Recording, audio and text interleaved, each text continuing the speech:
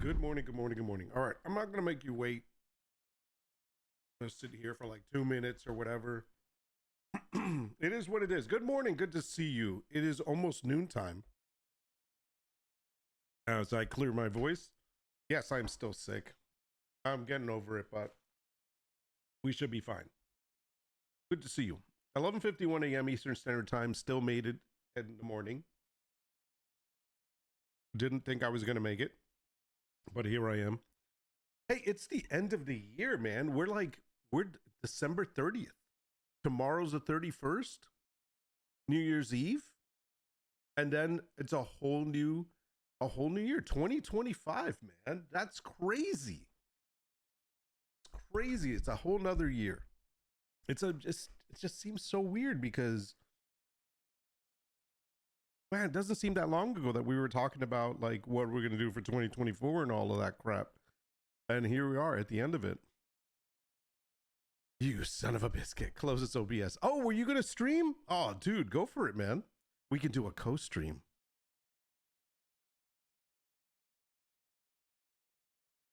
Don't don't let me stop you. Come on. We're eating breakfast.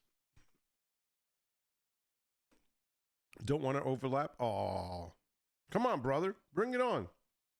Come on in. I want to see this setup. We can do like kind of like a we can do a get you up and running stream. Come on. He said over LARP. I know he's a LARPer. Come on, brother.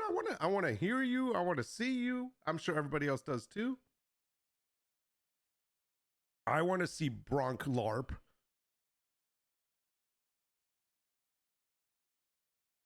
Over LARP. In today's stream, we'll be LARPing with Bronk. See, you promised it. Now you gotta deliver. I made a quick sandwich.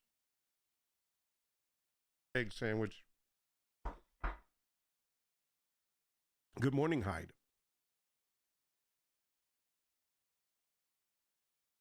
Bronk sausage fingers. All right, let's go, Bronk. Get that stream running. We can test out the co-streaming while I chew on my sandwich.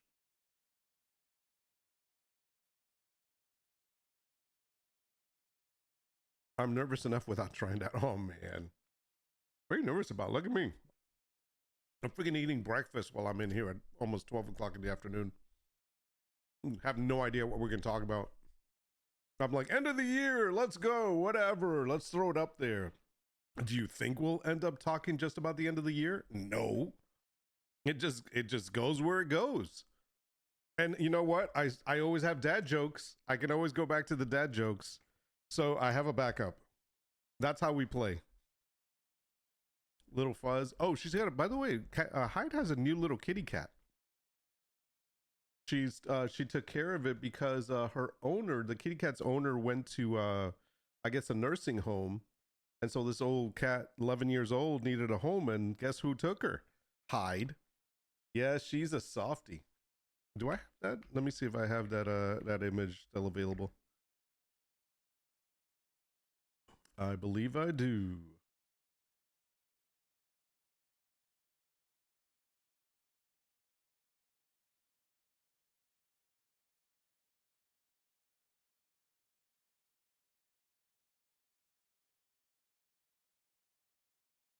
There it is. So this is a little kitty cat that Hyde is taking care of. It is now Hyde's new little kitty cat. It's 11 years old. Her name, his or her name, I think it's her, is Halo. It's gonna need lots of love. She's a little scared. Big purrs, just scared. Yeah, there you go. So she's in a new home, and Hyde is her new mama. So there we go. That's really sweet. Very nice. Doggo wasn't feeling good last night, so I slept in the living room with him. Oh, that's sweet. My dog slept at the foot of my bed, literally at the foot of the bed, like on the bed. And I had to sleep with my feet curled up because he's so freaking huge. He thinks He like takes over the bed.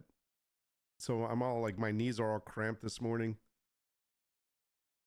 I almost kicked him off. I was going to be like, bloop, oops, accident. But no, I did not. I left him on the bed. He got up in the morning and got out.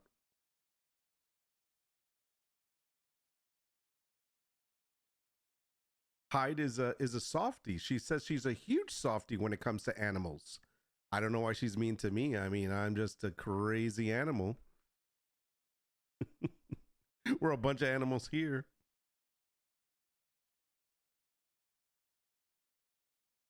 We don't change old baby names. Oh, nice.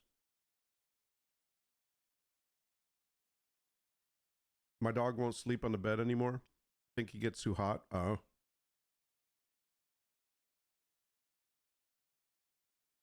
Mine just wants to be close to us all the time.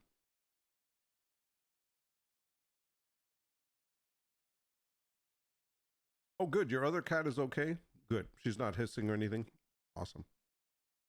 I'm a beast, not a fluffy animal. Damn it. I thought I was cute and fluffy. Look, I'm even starting to grow a beard to see if I could be fuzzy.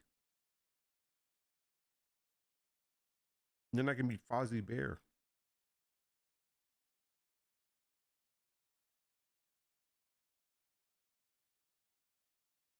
I can come out going, hiya, hiya, hiya, hiya.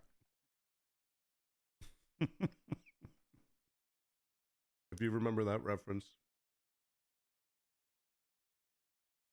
Anyways, all right. Half a sandwich done. Snorting off stream. There we go. Anyways, I'm bringing back the stash so I can stream as Space Highway Patrol. Oh my god, that would be good. You will shave it if it starts coming in gray. Oh no, it's already gray. Look at it. Most of it is gray.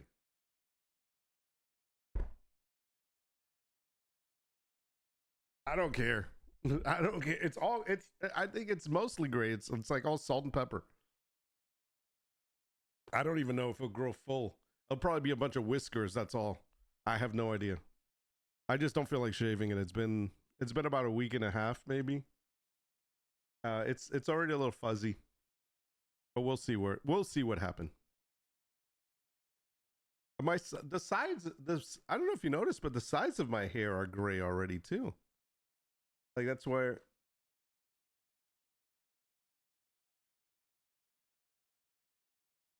like I've got grays on the side of my sides and my beard's a grill. I don't care.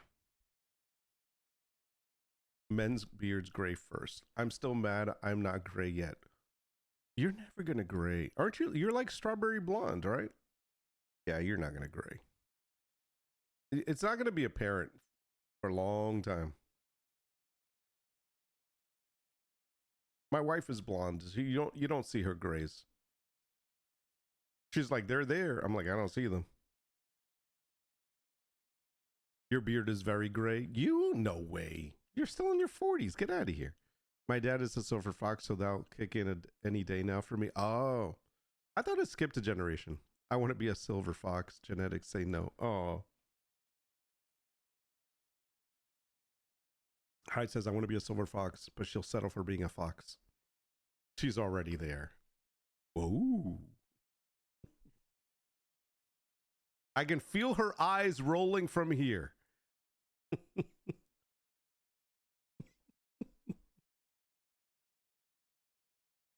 Oh, man. All right. Best behavior. Here we go. So it's the end of the year, man. Wow. Crazy times. My genetics are the key. Yeah.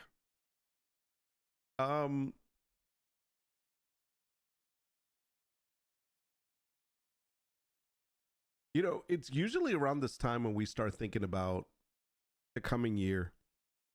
And usually around this time is when people start planning things for 2025. But for some reason, this year, there's like no planning.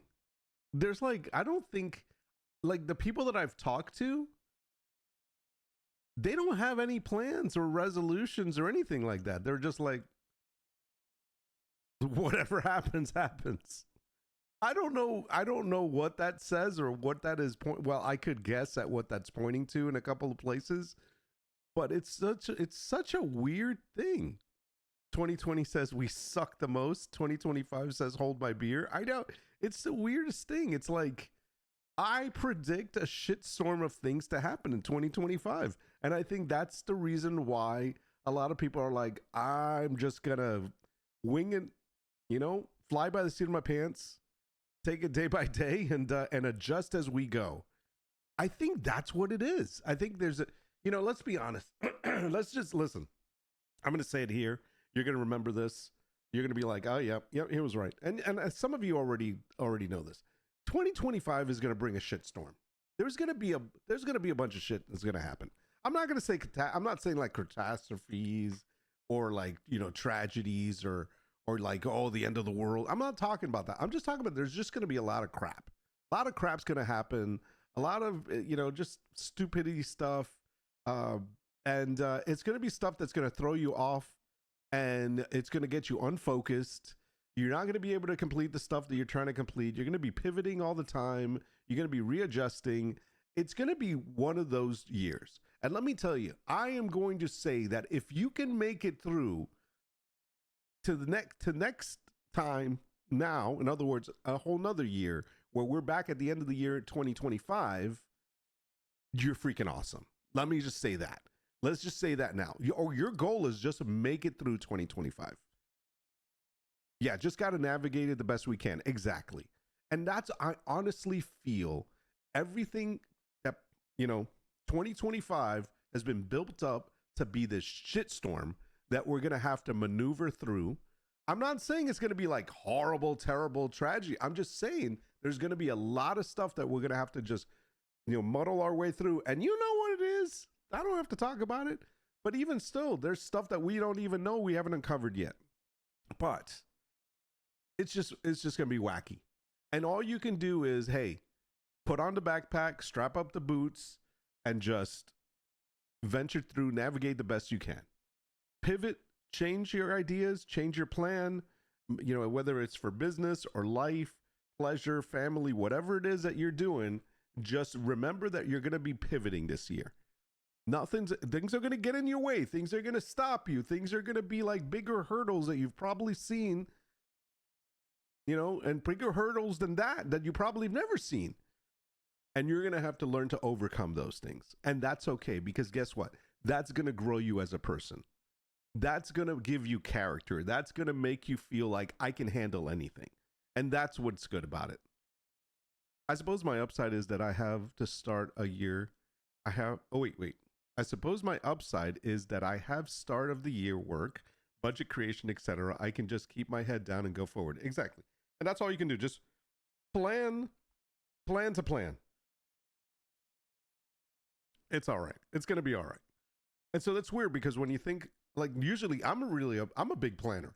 I usually think about like, what am I going to do this year? What am I going to be working on? What's my goals for the year? Like first quarter, second quarter, at least. And I try to come up with some ideas. Now, you guys know, if you've heard this before, you've heard this last year and the year before. I'm not a big believer of New Year's resolutions. I don't believe it's like, oh, I have a New Year's no, I don't believe that. I believe in goals. I believe in setting a goal or a plan and trying to work towards that, and being realistic that you're not always going to reach goals, but you're going to step towards them and you're going to make progress. You can keep going. The goal doesn't have to just be for that year or for that quarter or for that second quarter. It could be a longer goal, and you can make little goals in between. The whole point is that you're setting up goals for yourself, things that you plan on trying to achieve or work towards. That's what it is.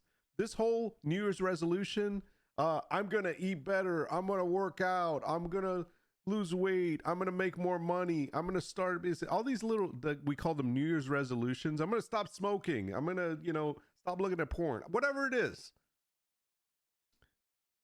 Just throw that out the window and set up some goals, some realistic goals of how you're going to get there. Because the bottom line, and I say this every year, is that we can say all these crazy New Year's resolutions and write them down, and by the first 30 days, they're done. Like nobody's doing them anymore. because of the problem is that nobody picks a plan of how to get there on each one of these goals. Goals, that's what they're called. Excuse me. I couldn't reach the mute button. So that's what we got to work on. We just got to work on setting some goals. Like, for example, Brink is like, turn on my, I'm going to stream. His goal is to start streaming. Let's see. Yeah, I don't do that. If I need to make a list, then I don't have to drive to do it. Start as you mean go on. Yeah, I mean, this thing is just step forward in the direction that you're trying to get to and work towards that direction, whatever that direction is. I've seen people make list and list of list and more list. They have a bunch of lists, but they have no way, they have like no plan as to how to get that. It's like, okay, I want to lose 100 pounds. No clue. Haven't set anything in motion other than I'm gonna try to eat better. Work, keyword there, try. The thing with weight, I mean, for me, and this is just me speaking, but the thing with weight loss and like wanting to be in a better shape and wanting to take care of yourself healthy wise and, you know, all that stuff, it doesn't matter how much you plan and how much you say you're going to do it. The bottom line is you got to want to do it. You got to come to that point where you're like, I'm doing this, and just do it and actively pursue it, actively be working on it 24/7. That really is the truth. That is the only way you're going to achieve that type of goal. These people that are like, yeah, I'm going to try to eat better. I'm going to really work on losing those 10 pounds this year or whatever. 10 pounds in a year, that's terrible. But anyways, but yeah, it's like, that's not, listen, just 24/7, be mindful of it.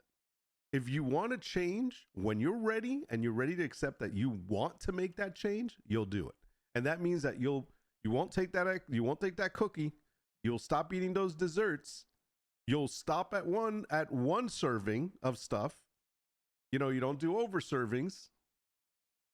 You're like, am I getting more vegetables than I am carbs, or am I eating a bunch of freaking carbs and no vegetables? You know, am I eating meat and potatoes and no freaking greens at all? I mean, you got to start thinking about these things. And the older you get, the more important these things become. It's called a balanced meal. And yes, I say that, and I'm just like, there are times when I forget to make a freaking vegetable. I'm just like, what are we having? And then I make, like last night, I made pasta, and I made meat sauce with spaghetti and mushrooms, and I made them all separately. And I meant to make some green beans, you know, some nice French cut green beans. I was going to make some of those and put it on top or put it on the side. And I forgot. And so we sat down to eat. And then I'm like, holy crap, I forgot the vegetable. I'm so sorry. My mom said, it's okay. You know, she's like, because it wasn't fresh in my mind. I'm like, I was thinking of a bunch of other things. But yeah, so there's times I forget to make freaking vegetables. But the truth is, yeah, you're supposed to. You got to have a balanced meal, man. Can't just be meat and potatoes all the time, even though I love freaking meat and potatoes. It is what it is. Anyway, lecture's over. But that's the new year coming up. All these resolutions. Let's make them goals, baby. Let's just work day in, day out on whatever it is that you want to achieve. I always talk about diet and food because that's probably my biggest weakness. I love cooking, so I love eating. And then I don't work out. And so that's a problem. So there used to be a time where I was working out and I was eating right and all that stuff, and that was a great time. But I've been very unmotivated when it comes to working out. So like I said, you can plan all you want and people can tell me you need to start working out, you need to take care of yourself, you need to get on a fitness trainer, you need to eat right and all that. People can say it all day long and give me all sorts of reasons why it's important and make me feel like crap about it and all of that. But in the end, guess what? It's not going to happen until I'm ready to do it. Until I personally say, I'm going to do this. This is what I want to do. And I just haven't gotten there. I'm being honest. I haven't gotten there. I haven't gotten to the point where I'm that like gung-ho about it. I am watching what I eat. I am curbing my appetites. I am eating less. I'm also being careful what I put into my body. I am getting some form of exercise, not a regiment that I have yet. So I am doing things, but I am just not 100% like, yeah, let's go. I'm going to the gym. No, I'm not. I'm not there.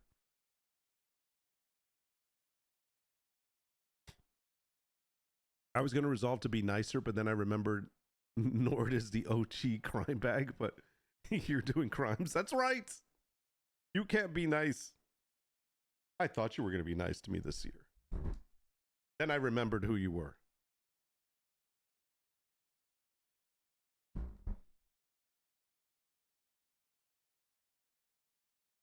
And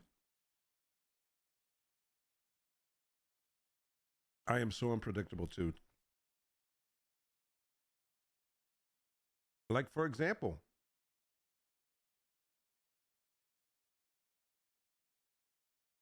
when Hyde sent this picture over, I was analyzing the picture. I was like, wait, is that Hyde? I'm like, look at her fuzzy socks. I'm like, little fuzzy socks. I couldn't see her nails, so I couldn't tell if it was Hyde. And then I saw the shirt, and I'm like, oh, little fuzzy, little googly goo guy. So, you know, the personality. Then I saw this little charm. Yeah, I analyze pictures a great deal. I'm like, I saw this little charm on her neck. That's like a mother of pearl or something like that. And then so I looked at the picture as a whole, and I'm like, look at Hyde. She's like a little tiny thing. And so I'm no longer scared of Hyde because I can push her over. She's tinier than me. No, she's not. She's still taller than me, but I can still push her over. Oh.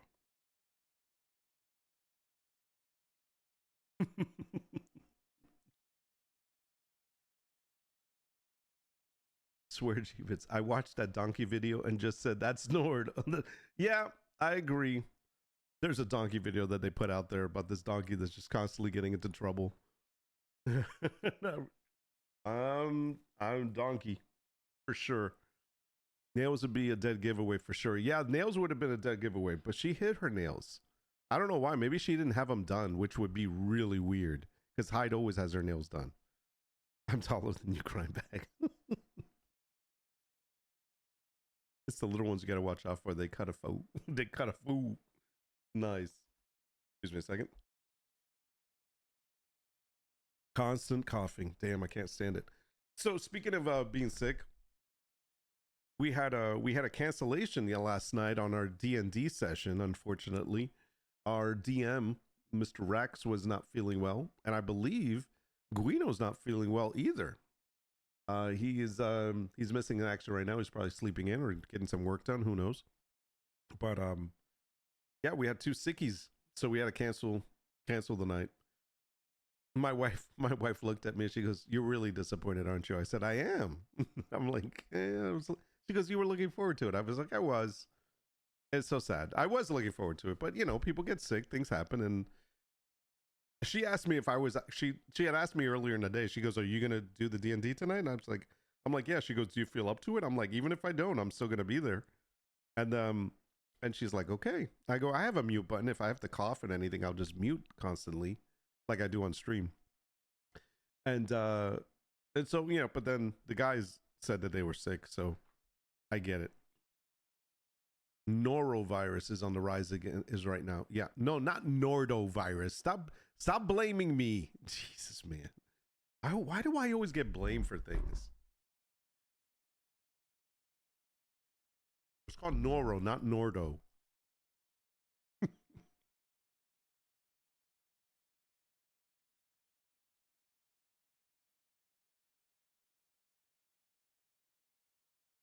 Yeah, over LARPer.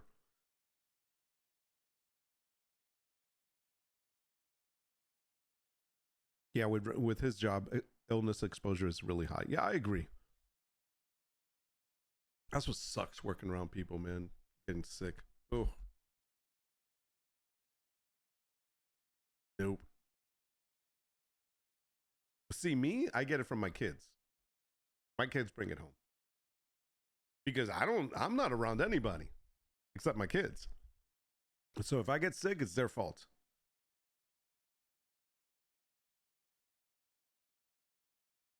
Rex had a headache, probably just played too much Scum.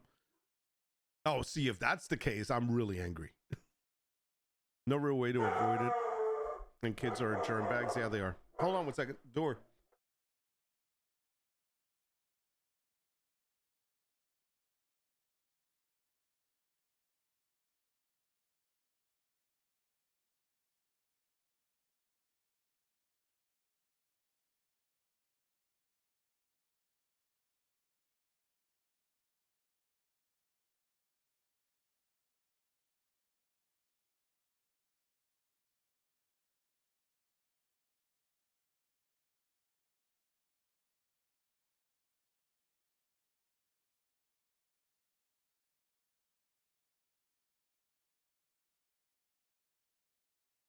I got bags. I don't know if these are for me. I'm guessing this one that says Princess Polly is not for me. That's for my daughter. I won't open that one. This one looks like it's for me. Don't lie, Princess Nordy. No, I think that's her. She told me she was expecting something. Let's see what we got here.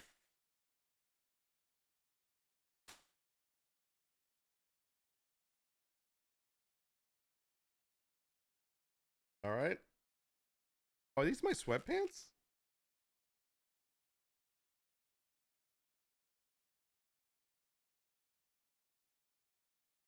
Oh, these are my comfy pants. They're not sweatpants. They're like they're like a silky material. They have a pocket on the side. They have pockets on both sides. And they have pockets.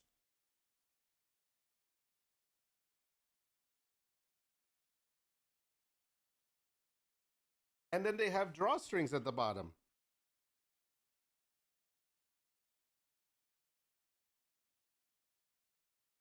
Nice.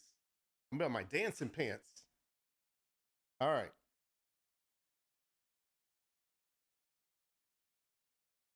I gotta try those on. Okay. Princess Nordy. I kind of like the name, the sound of that. Holidays in his job are just brutal. 16 to 18-hour shifts were the norm for me. Oh, the Rax's kind of job? Yeah. Rax deals with not so nice people. Noise Resolution needs to make more money in 2025 to support his comfy pants addiction. Exactly. Oh, here's another set. Hold on. Woo! Oh, this is like, I got two. There's two sets in here. All right. More comfy pants. I'm loving comfy pants, I gotta tell you. But I'm at least getting some that I can wear out to the supermarket. Okay. Oh my god, I love these. Look, there's a pocket on the side. Pockets on both sides again. There's a pocket in the back. Drawstring. And they also have the drawstring on the side here, on the bottom. Oh, damn.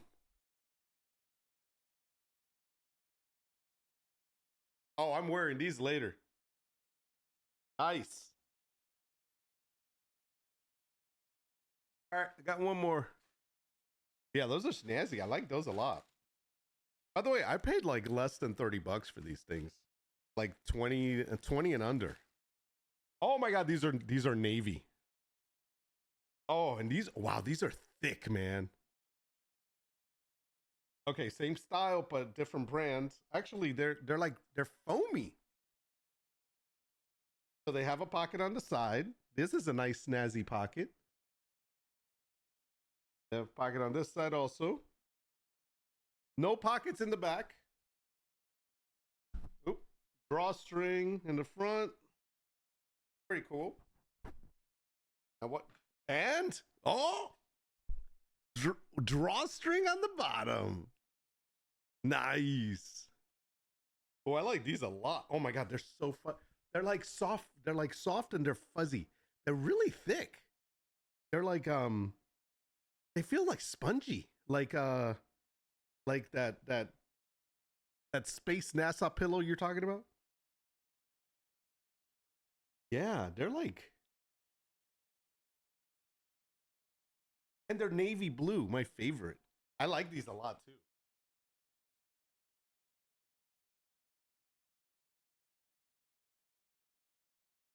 Yeah, I'm wearing my comfy yoga ones.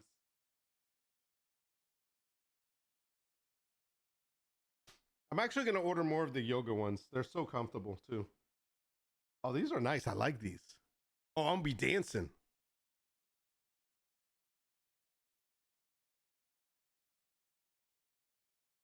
I can do my TikTok dances now.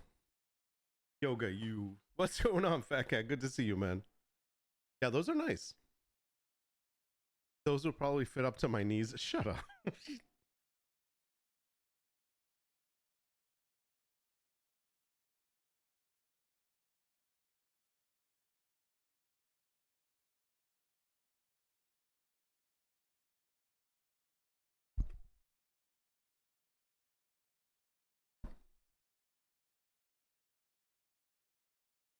Let me catch up first. I was watching TV last night and went down an Everest rabbit hole. Uh-oh. People are super cray. Mount Everest? Yep. Climbers are cray for sure. Can confirm. Okay. Bronken Nord, here's a question. You decide to climb Everest, knowing all the risk. Do you expect people to save you if it goes wrong? Ooh. Depends on how wrong. Like you can't get yourself down, no energy, no oxygen. Oh man. So who are you going up with? Are you going up with a group of like friends, like people you know, or are you going up with like just strangers or guides?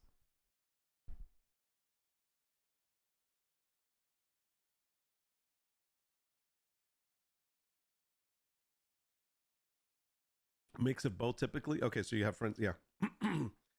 Well, I would expect if it's possible, if it's possible to save me without them risking their own lives,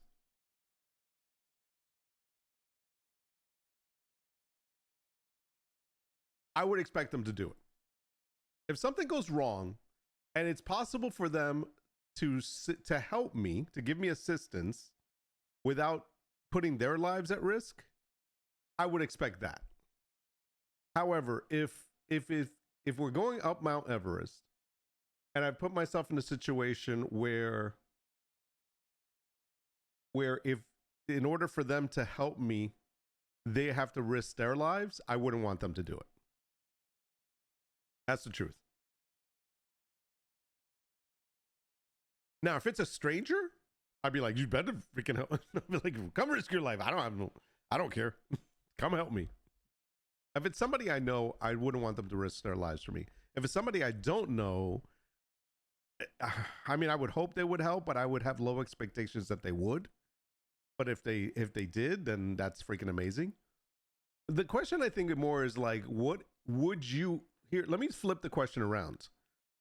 If you were climbing Mount Everest and someone in your party needed assistance, would you help them? That I think that's the other part.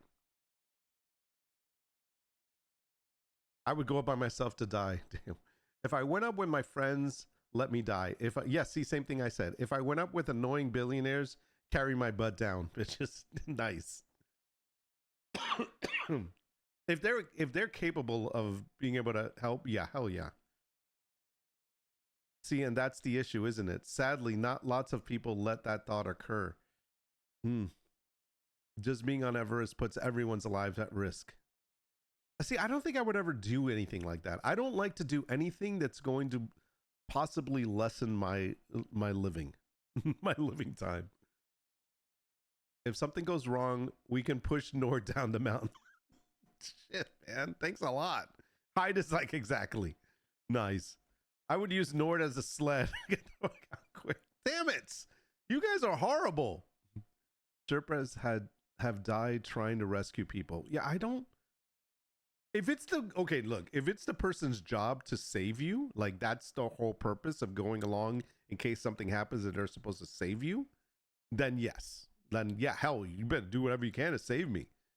But if it's not their job and and it's just part of just being a human being, I would technically would not want somebody to put their life at risk for me. I'd be like, no, man, it's okay.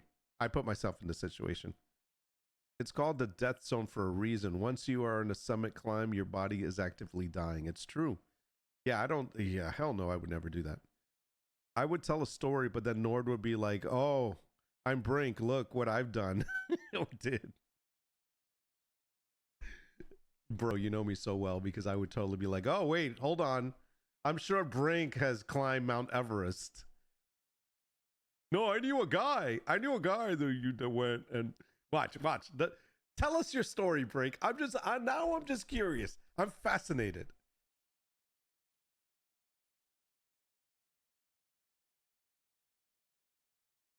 Ah, Merry Christmas. That's so last year, Fat Cat. I got to hear this story now. Because I bet it's going to be either a buddy of mine or one time when I was covering the news, we had to go up a mountain. I'm waiting for I know it's going to be something like that. Here it comes.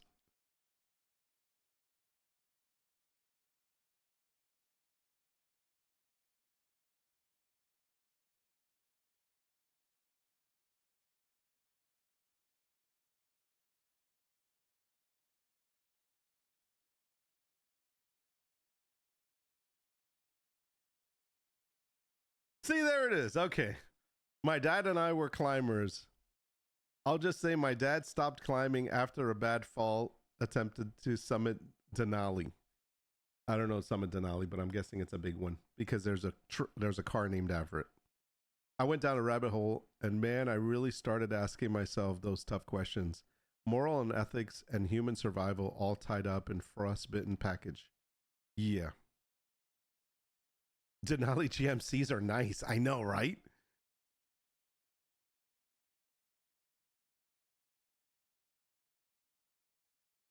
Denali is the tallest mountain in North America. Of course. Of course it is. Why would I expect it to be anything less? Freaking Brink and his dad were climbers. I mean, I'm now I'm just giving you shit about this, but seriously, brother, I don't think there. I think if I made a dice and I threw it at a possibility of some kind of something to say, you would be like, "Oh yeah, I did that." Come on, man. Oh man, you crazy people. I was not there. Yeah. Oh. Yeah, that's climbing is crazy, man. I don't know how anybody does that. I mean, the risk of falling. Oh, crap. And especially when you're relying on others and you're climbing together and one of you does something stupid, that's even worse. I think you have to have a lot of faith in the people you go climbing with. Like, I know nobody would be going climbing with me, so I'm not worried. I'm never going climbing. But yeah, that's how it is. It is so much worse to summit, smaller than Everest, but so much more risk. I have a hard time climbing out of my bed. Okay, yeah, fat cat. Fat cat has trouble climbing up the stairs. What are you talking about? 11 people died on Everest this year. That's horrible. So here's the thing. It's like, people know the risk of doing that, yet they choose to still do it. But when you think about the number of people that died on Everest this year, how many people actually made it to the top? Do they have that number as well?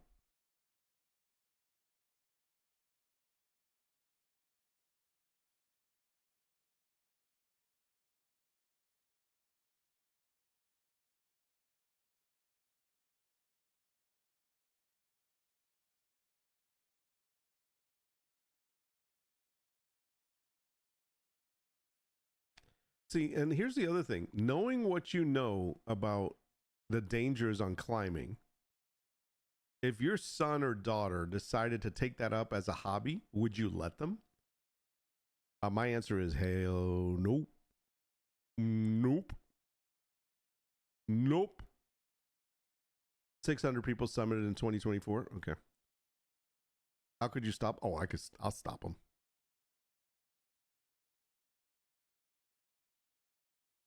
What's up, Guido? Good morning. Hope you're doing well, man. Hope you're feeling better. See, to me, I'm willing to attempt it, that I'm doing so knowing full well that I will possibly die. Yeah, see, I don't know, man. If I know that something's possibly gonna kill me, why would I do that? I don't think I could. I love life.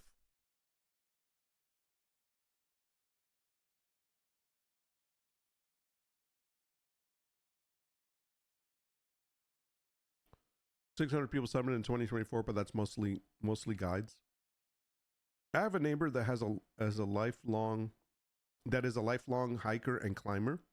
She had a hip replacement, and she's still stuck in a wheelchair. Sadly, the body breaks down eventually. Yeah, that's sad. I'm sure she's freaking hates it. There's people that are just adventure seekers, man.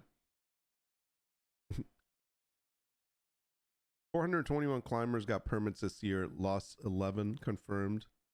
So 410 made it. Did they make it or did they turn back? We don't know. Just because they got the permit to climb doesn't mean they made it. They probably turned back. They're probably, that's it. We're going back. I mean, a lot of them could have turned back. Those Sherpas and guides are gnarly. Father Time is undefeated. Correct.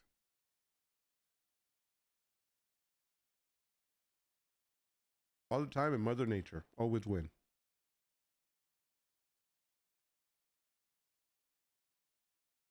No, thank you.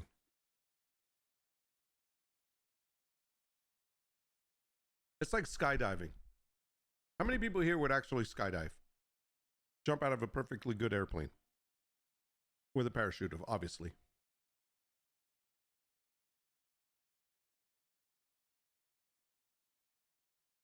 My answer is no. I would not.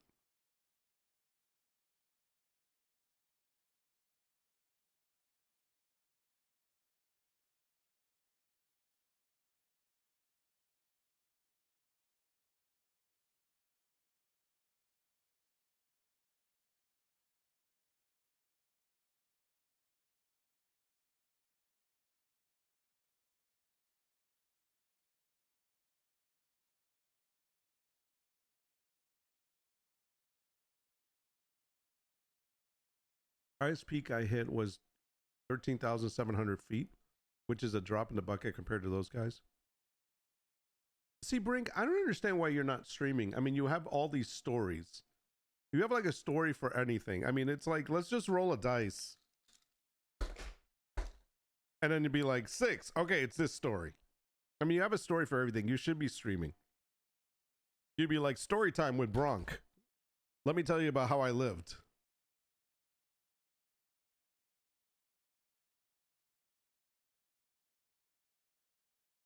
Mother Nature sometimes can be temporarily beaten, but she's a sore loser. She'll get you in the end.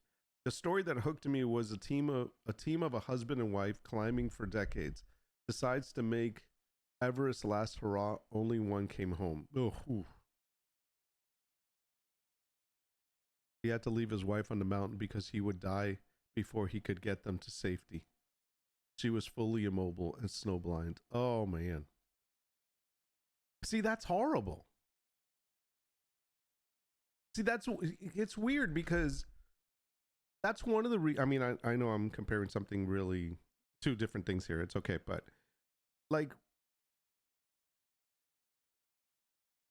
I never took my wife out on the motorcycle because my thought is I would risk my life, but I wouldn't risk hers.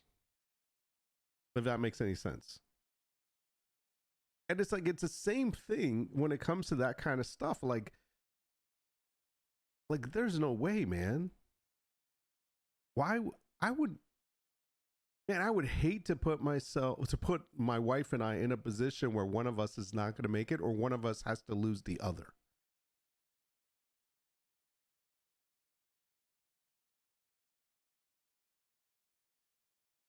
That's just nuts. Did they have any kids? 5270 is my high, unless you count driving up Mount Washington.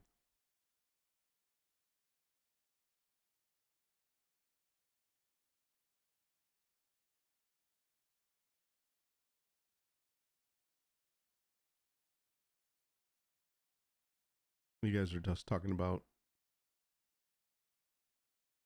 I grew up at 4,500 feet above seawater. I'm sorry, sea level. Got used to the less airy early. 3,300 is the lowest. Yeah, we were that family that flew on separate flights when Kidlet was little, just in case. Yeah, there's people that do that. I had 2 kids. He was so broken, made my heart hurt. You know what? I hate to say it, and that's really sad. But I wonder what's going through his head about how much he blames himself. Because it was like, what could he have done differently?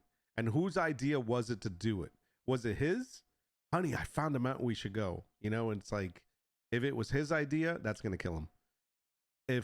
If he couldn't, like, something happened to her and he couldn't do it, that's like guilt having to leave her up there. He had to deal with that for the rest of his life. That guy needs to be in freaking therapy. There's some sad stories with Everest. Man, you guys are really freaking killing me today. 3,300 feet beneath the sea. Oh.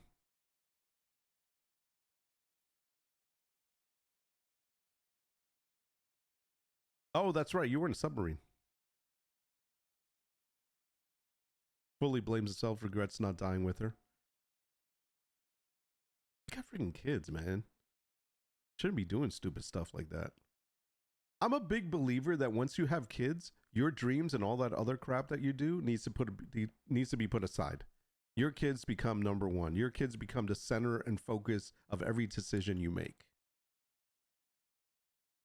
Anything beyond anything that you put in front of your kids and decide that you're going to think, forget my kids, I'm going to do this, that's selfish. I'm sorry. I know a lot of people are going to disagree with that. I don't care. This is what I believe. I believe that when you have kids, they take full focus, central, all attention to get them to that crossing line to be an adult and productive member of society.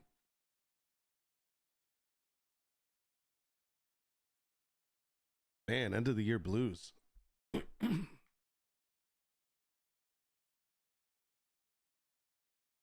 you don't do stupid shit to put you at risk that your kids are gonna grow up without you. Definitely. Gotta go full Nord. Oh shit.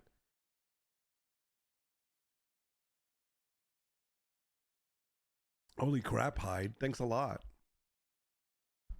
Here we were talking about petite Hyde with strawberry locks in her 50s, and all of a sudden she turns it around and goes, "Hey guys, what about a morbid thought?"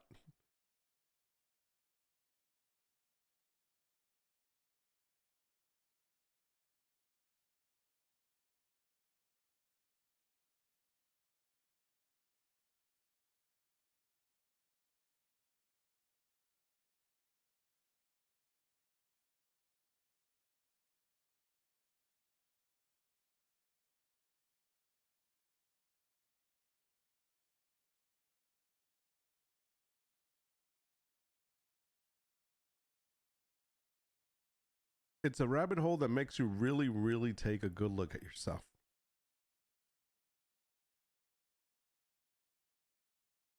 It's just, I just don't. Okay, just to entertain this conversation.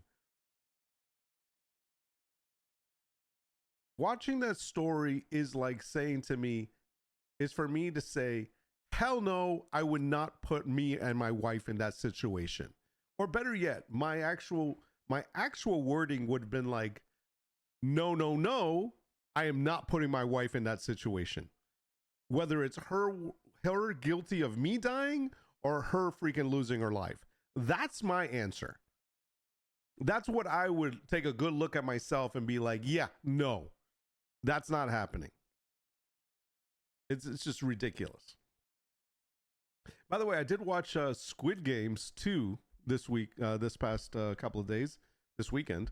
And I also watched Disclaimer. I just finished watching those two shows. And I have something to say about both of them, but we talk. I mean, it's probably gonna be spoilers on one or the other, but that's okay. But I also watched some of, again, the next episode of Mr. Beast Games, and there's something in common with all three of those things. Humanity really does suck if you think about it, and I want to talk a little bit about that, because going into the new year, I want you guys to think about this stuff, and maybe you'll make a change this year. Isn't Debbie Downer a garbage pail killer? Yeah, she actually is. I think so. Let's see.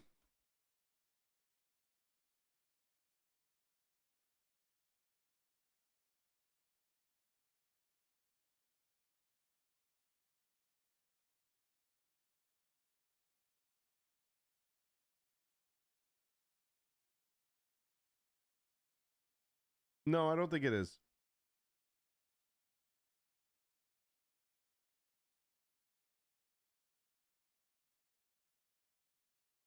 Garbage pail kids. Oh, yeah. Hold on a second.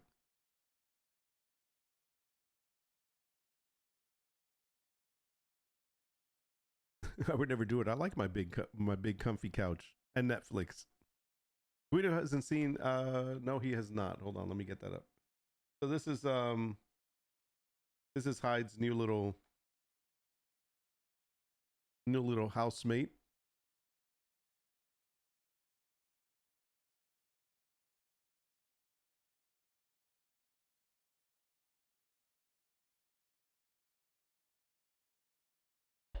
Mm-hmm.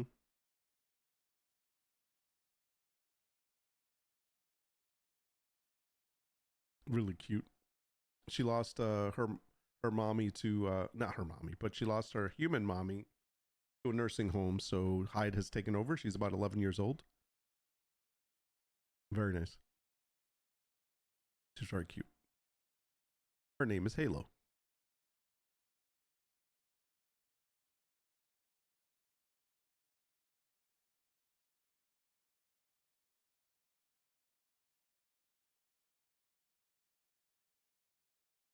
I thought you were talking about spoilers. No, I am going to talk about spoilers in a second. Give me a moment. To be honest, he interviewed these contestants for Beast Games, and I'm sure they chose unstable and dramatic contestants. Yeah, and that's the thing. I want to talk a little. We're going to talk about each one of those. We're going to talk about Beast Games first, then we're going to talk about Squid Games, and then we're going to talk about Disclaimer. So we're going to talk about these three shows. There are going to be some spoilers, so I'm letting you know now, but I will let you know ahead of time, and I'll try to like minimize the spoilers. I won't give too many spoilers on the first two, but the last one I have to.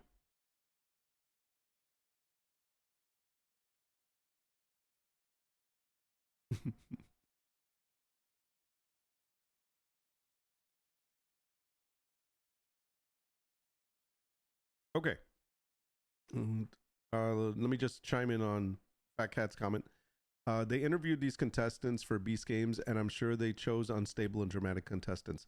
Yeah, so the situation is, for start, with the Beast Games is that there were 2,000 people that supposedly went out to try out for the show, that they were only going to use 1,000 people.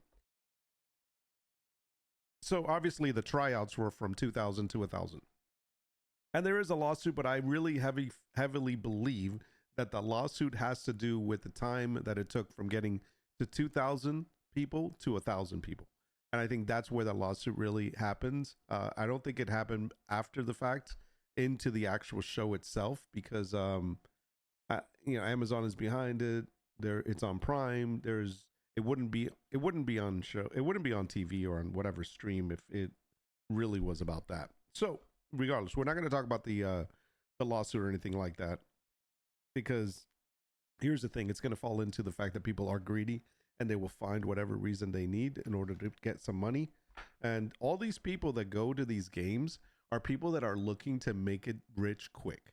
I mean, these people only their whole drive is just money, and it's pretty messed up. So we'll talk about Beast Games first, and then we're going to talk about Squid Games too, because there is a little bit of comparison that I want to do. So first things first, if you have not seen Beast Games, it is on Prime, and there have been, I believe, 3 or 4 episodes released right now. I think it's 3. I'm pretty sure I just saw the 3rd one. And this last one that I saw was kind of showing you how sleazy and money hungry people actually are. I think one of the biggest, well, first of all, I think we talked last week about how there was a situation where they had to pick one captain for each giant row of people to like represent them, and that person would be bribed to see if they would take a bribe. And if they took the bribe, everybody on their team or their row would be out of the game, but they would get to stay in and keep the money. And the money was an obscene amount. The money went up to $1 million that they could have taken. Obviously, let's not talk about taxes, but it was $1 million prize that they could just take. And none of them took it. Sorry, spoiler, none of them took it.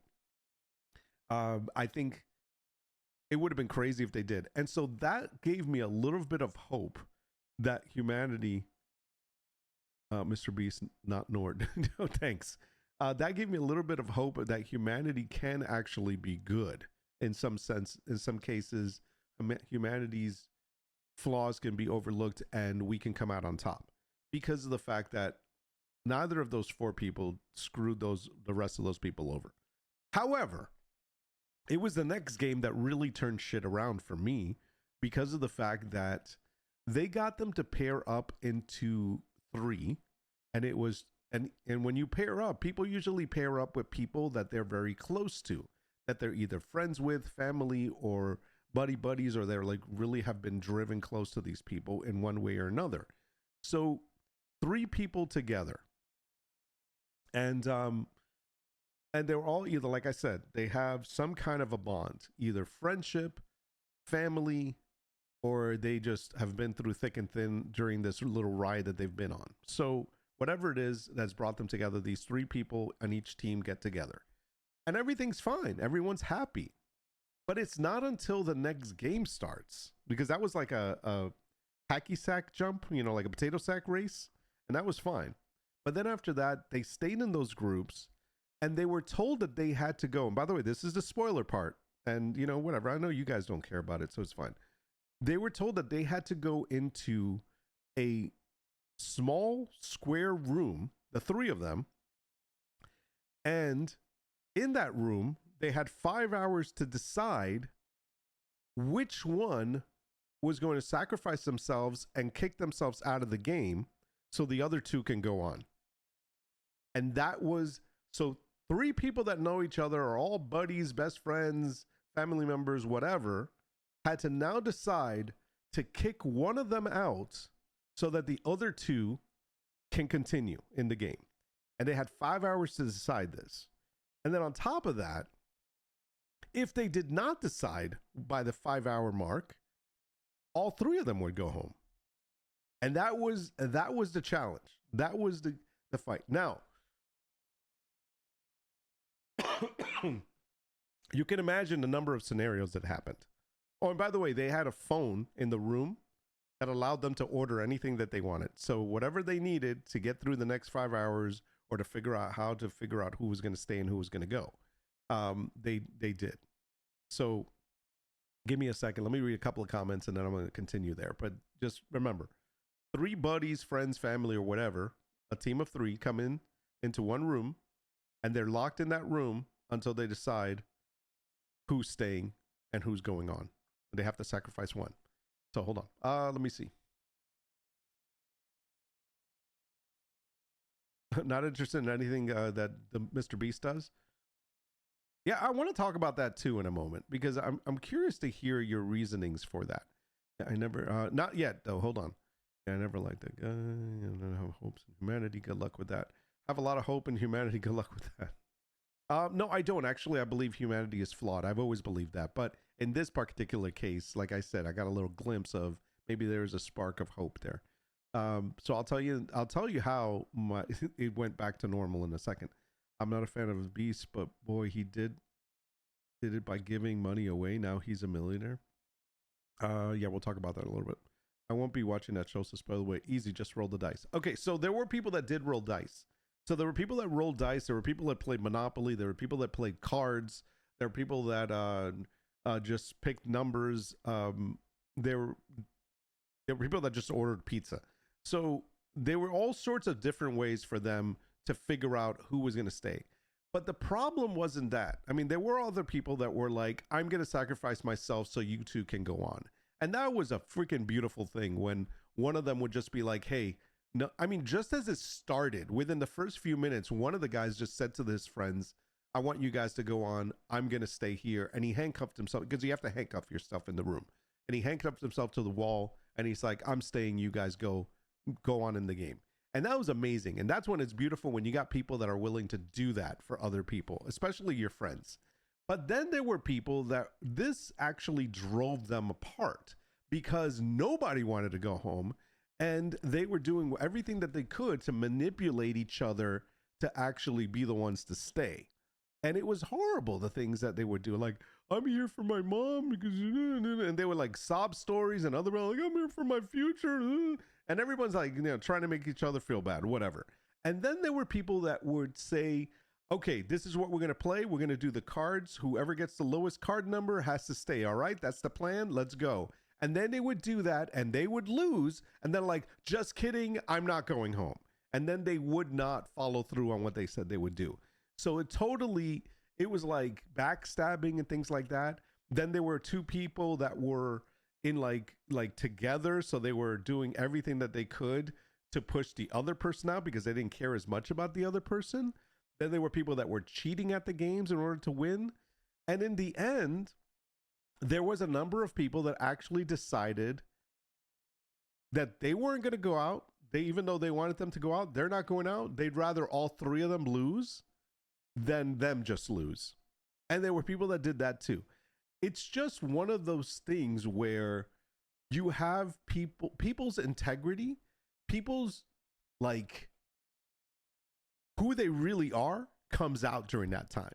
Because there were people that respected the idea of, we can't choose amongst each other. We know each other. We care about each other. We can't choose one of us. So let fate decide. And then they would roll a dice or play cards or whatever it is that they would do. And then they would honor the outcome. And they would say, fair and square. It's me. I'm staying. You guys go. And they would do that.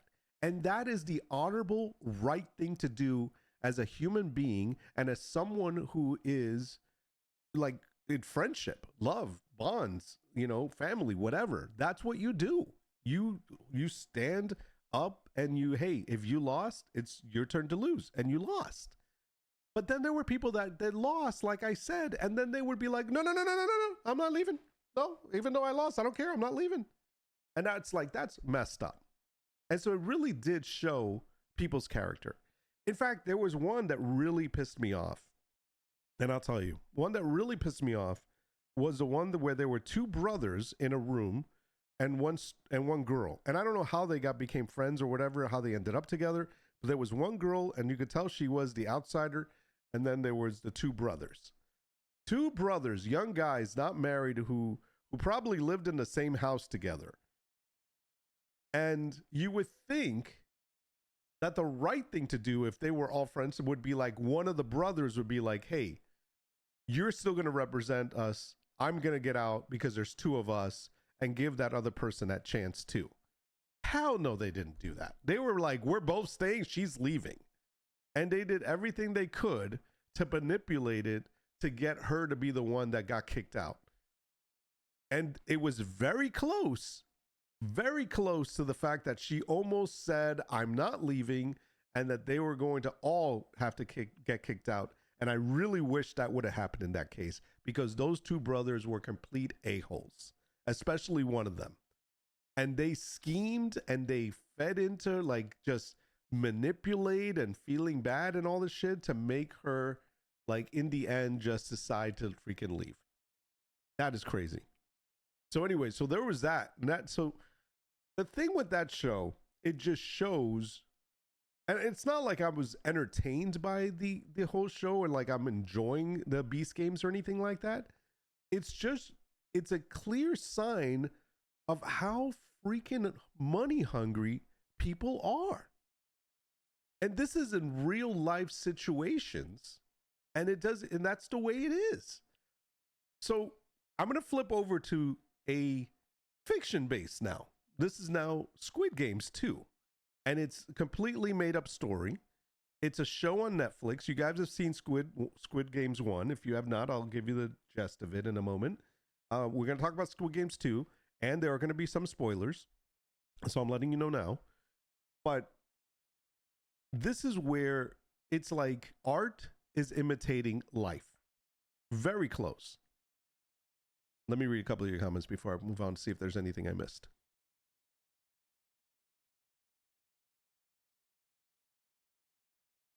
Let me guess, the people who ordered pizza kicked out the pineapple guy. So it triggered the pineapple exclusion. No. Granted, the 2,000 people that tried out for the show were the very bottom of the barrel of humanity to begin with. And that's what I'm saying. It's like, it's sad to say that, but it is so true that the majority of the people that tried out for this is because of the fact that I wouldn't even think of coming out to those games. And I love how people were like, I'm risking my future, my jobs and everything if I'm being here. If you can't, you shouldn't be doing that. Like taking a chance. You're one in 1,000 people, 1 in 2,000 people to start out with. That's going to be able to be successful and win something. And you're risking your job and your regular livelihood to take that chance. But because why? Because they're young, most of them, not all. Because they're young, they don't give a shit. They have no responsibilities, or they don't really care about responsibilities. And they're just I'm going to make it big. Just like Haktua Girl. Exactly. What's up, Troy? Good to see you, man. Where you been? So that was that. So Squid Games 2, let's talk about that for a moment. Pineapples belong on trees. Stop it. Pineapples on pizza. Let's go. Those are the people that spend the rent money at the casino planning to win. Yes. Okay. So Squid Games 2 is an example or a story about people that are exactly what Hyde said.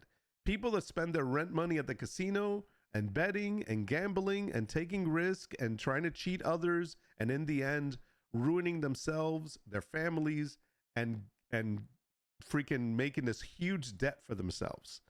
So in that situation, there's a group of elites that's going around offering these people a chance at making a lot of money by playing in these games, these hidden games that nobody knows about, nobody knows where they happen. They're not sanctioned or anything like that. But if you want a chance at getting out of debt and being financially free and all that, these people in the movie give these guys an opportunity. Now let me just say it again. Everybody that they chose are people that made really bad choices and are constantly making bad choices and putting themselves in greater and greater debt. Okay, that's the premise of it. Let me stop for a second. Let me hear. Been busy. Troy, good to see you, man. So you've been busy. My oldest dog. Is he? I'm sorry. I'm guessing your oldest dog passed away. I'm sorry to hear that, man. I had one that passed away a couple of months ago. So I can totally feel that sentiment. Hope everything's well. I'm sorry for your tragedy. Everyone's doing okay? Oh, no. It's a tumor. Oh, your oldest dog has a tumor. Oh, crap. Okay, well, that's even worse. Now the suffering. All right. Well, I hope keep us informed. Let us know what's going on. Has to happen. That's horrible.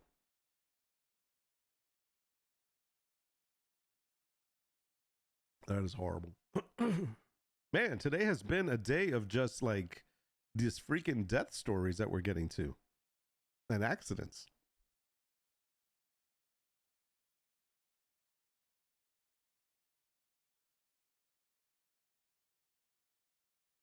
You buried your dog in your backyard. It was tough.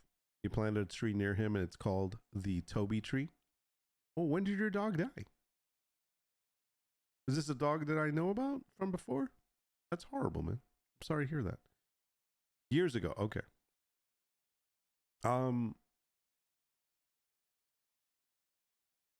Yeah, that's crazy. Was your first corgi? Okay. I don't think we're allowed to bury our animals in our backyard.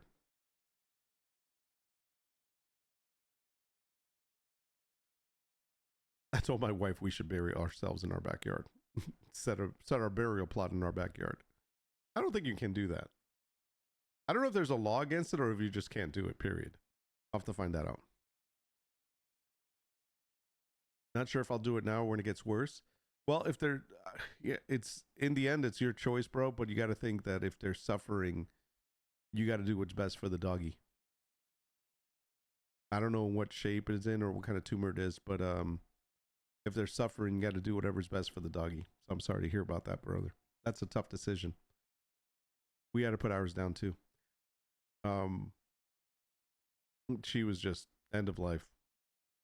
Loco Z, what's going on? I live in Tennessee. We can bury people in your yard. We can bury people in your yard. Nice. What's going on, Loco? Good to see you, man. Did you hear about how Shaq pulled out a $40 million contract with Reebok? How he pulled out? Oh, he pulled out of it? No, I did not hear about it. Let's all bury Nord in your yard one day. Oh man, leave me alone. You guys, bro, they're always burying me. All right, let me finish this story. So the Squid Games thing just emphasized even though it's a story based, but it's so, when you compare it to like Beast Games or these other games that are like meant to put people against each other for money and stuff like that, it just really promotes how horrible people are in regards to when it comes to money. The greed is huge. So one of the things that happened in Squid Games 2, if you don't know, is that they play these games, and these games are about, if you don't win, you get eliminated. And eliminated does not mean you get to go home. Eliminated means the bad thing. And so, of course, they realize that every time somebody gets eliminated, and this is, by the way, full of spoilers, every time somebody gets eliminated, that amount that they represent goes into the pool. In other words, the more people get eliminated, the more money is available for everyone else to share. The less people are available, the less people remaining, less people the share gets divided by. So with that in mind, and you got greedy people in debt, people that are of all sorts of walks of life, you have to imagine what could possibly would happen. And in fact, what's even worse is that the people that are running this game, they don't give a crap about these people. They'd rather they all lose. Well, one of the times when things are really heated and already to the point where 3 games have passed, a lot of people have been eliminated, quote unquote. When they give them their food, their dinner, whatever it is that they give them, because they give them food while they're there, they include a metal fork. When you include a metal fork in a scenario like that, you know what's going to happen. So there you go. So, of course, at that point, the show takes a turn for the worst. And the freaking greed of human nature, greed comes out. It's horrible. I was like, I can't believe I'm watching this. This is horrible. All because of the money. That's crazy. Now, I'm not saying Mr. Beast games are going to be that way. I don't think it's not going to get to that point. But people will backstab each other. People will throw each other under the bus in order to, if it's a $5 million prize and somebody's standing in your way, you're going to do whatever you can to get them out of your way. Non-lethal, of course, but it's still going to happen. So that's the predictability of what's going to happen in these kind of shows. It's crazy. All right, let me see. Moving on. My wife's home place has a family cemetery in the front yard. Really? Nice. Damn. I was talking to my wife about, like, we haven't picked a burial site yet, and I'm like, we need to do that. Fight or flight is a test. Is is a test most people think they would pass. Majority won't do what they think they would. Yeah, I don't know. They say that a cornered animal, regardless of what animal it is, will always lash out. And so I would think that that's a situation with human beings as well. 100% been tested. Glad to know how I would react.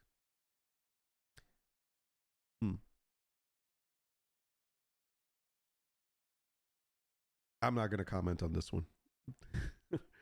I'm on camera. I'm not commenting on this one.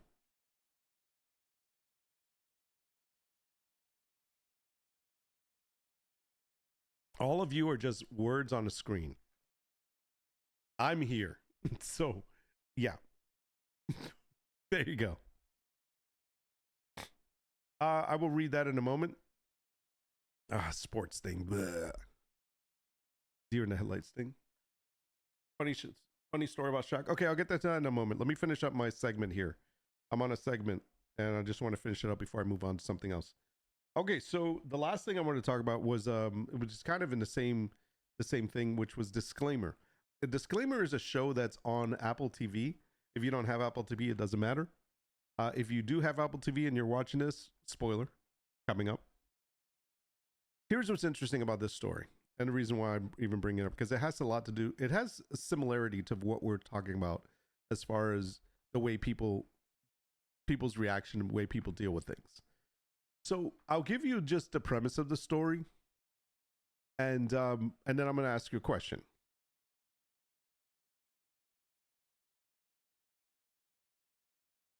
So, staying on topic, I wish my mod would know to stay on topic. Like I just said, we'll talk about that after this segment, but she's not very good at listening to me.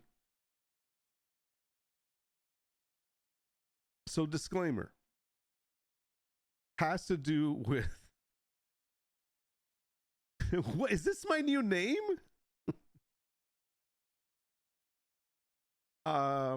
All right, let's move on. Let's go over to the Shaq story then. I guess that's what we're doing.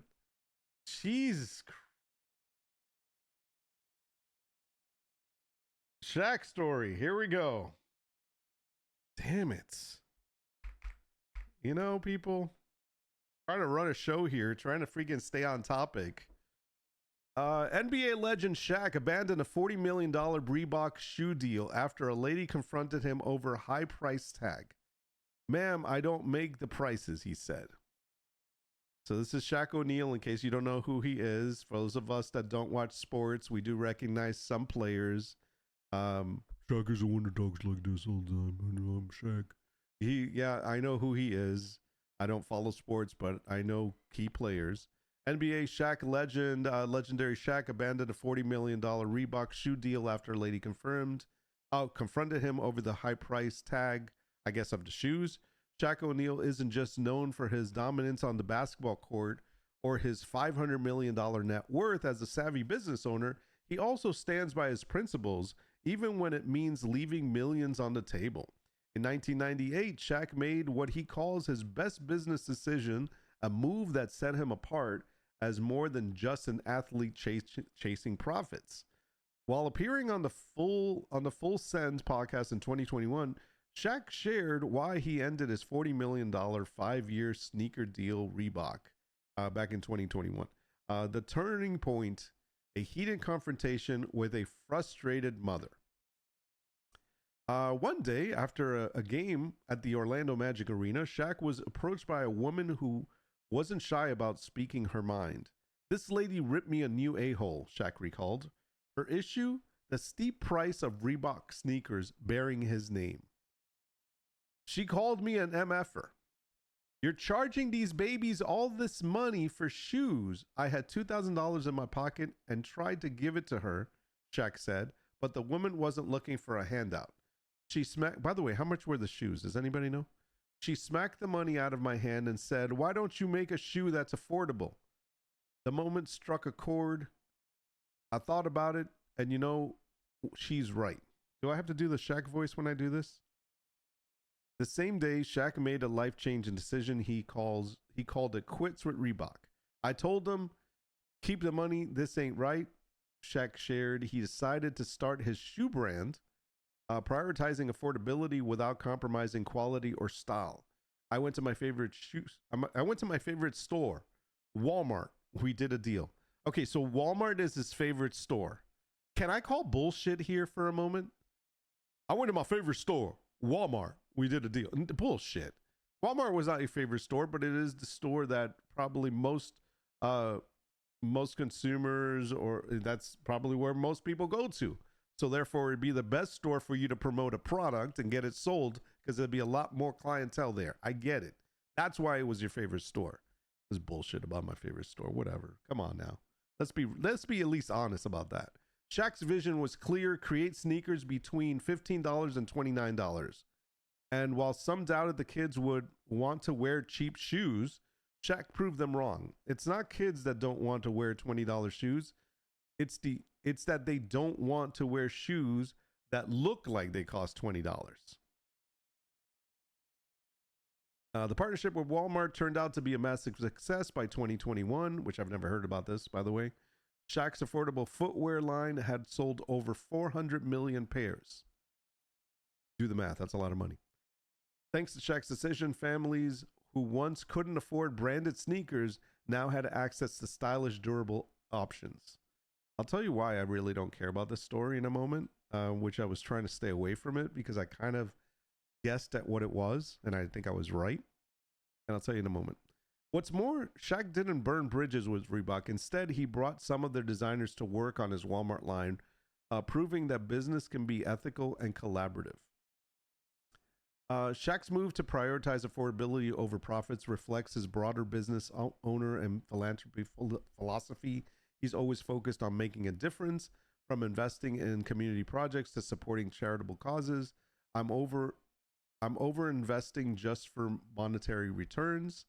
I want to better people's lives. The decision wasn't just a win for Walmart shoppers. It was a statement about what matters most. In an industry where profit often becomes before people, Shaq chose to break the mold. Shaquille O'Neal's choice to walk away for $40 million taught us all something about the power of standing by your principles. According to a December 2, 2024 article, Shaq paraphrased Jeff Bezos, stating, "If you invest in things that improve people's lives, the return will follow." By the way, when Jeff Bezos said that, he was talking about books. Thanks to that life-changing encounter outside of an Orlando arena, millions of kids today can walk in Shaq shoes, literally. And isn't that what true success looks like? Millions of kids can walk in Shaq shoes. Okay. Let's hear all the hear all the comments about this one.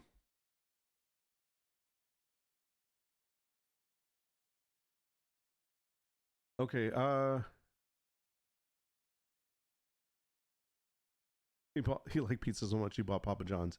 He's a little confused on how the shoe business works. Jordans go for 100, so I'd say similar price range. If it's his shoe, I checked dashes out, they look cool. Finish your story. No, now I'm gonna stick on the Shaq one because now that it was brought to my attention, I want to look at these shoes.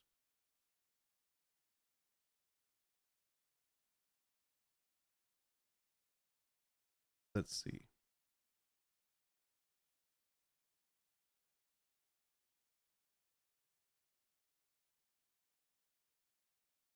Shaq shoes.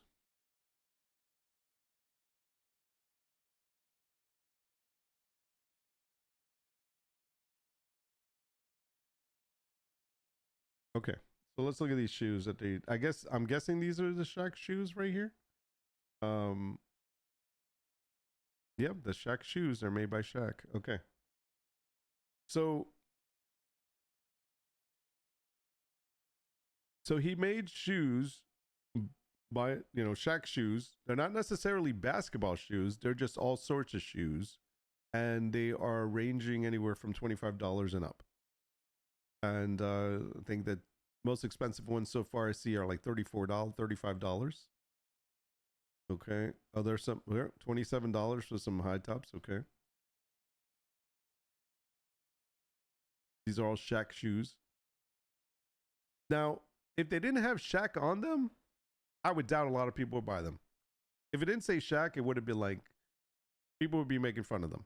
People be like, $20 sneakers. It's true though. That's what they do. But because it says Shaq, it's like Shaq made these. Oh, okay, that's all right. What was the price of the Reeboks one? I'm assuming that they were probably like $200 and up. See, I never got into the whole shoe thing.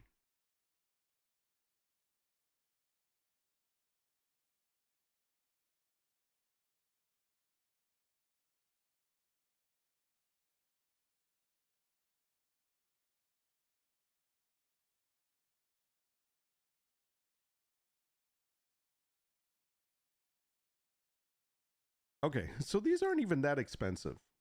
But I get it. For some people that'd be expensive. That's shame of me to say. Okay. So these are Reebok Shaq shoes. First of all, I wouldn't buy any of these shoes. So, but okay, so we're looking at $69 to about $180 for these colorful ones. $177, $180. And so these are technically the Reebok Shaq shoes. Here's another. Oh, here's a pair for $316. And obviously, these become collector items, and that's what it is. These shoes become like for collectors, basically. And that's kind of what happens. It's like they buy them because they're made by they're like they have the name of their athlete. They're designed maybe in conjunction with them. They're promoting them, so they're like, I have to have them. This is where I feel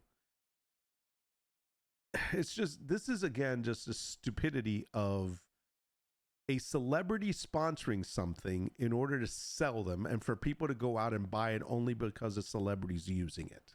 And I find that to be freaking stupid minded. It's like, oh, I gotta get those shoes. Shaq wears those shoes. Shaq's it's no. You know what? It's a difference in if I looked at a pair of shoes and I'd be like, that's a nice pair of shoes. I'd give a rat's ass if it's freaking says Shaq or LeBron or freaking or Kobe, may he rest in peace. Whoever, that's not gonna be the reason why I go and buy a shoe. I buy a shoe because one, it looks good, and two, it feels good when I wear it. It fits well. And that's kind of the reason. It's the same thing with the Jordans. Like this whole thing of, I know the Jordans started it all with everything, but that's the point that I'm trying to make.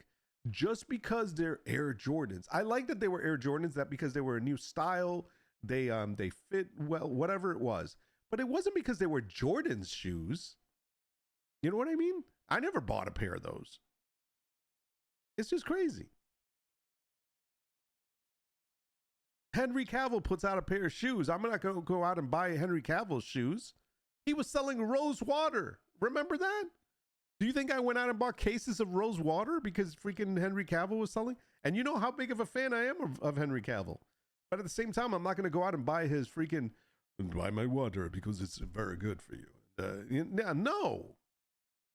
It's just, that's where, it's so weird that we as a humanity are driven to make our choices and decisions based on freaking celebrity sponsorships. All right, let me read some of your comments because I know I know I pushed some buttons somewhere.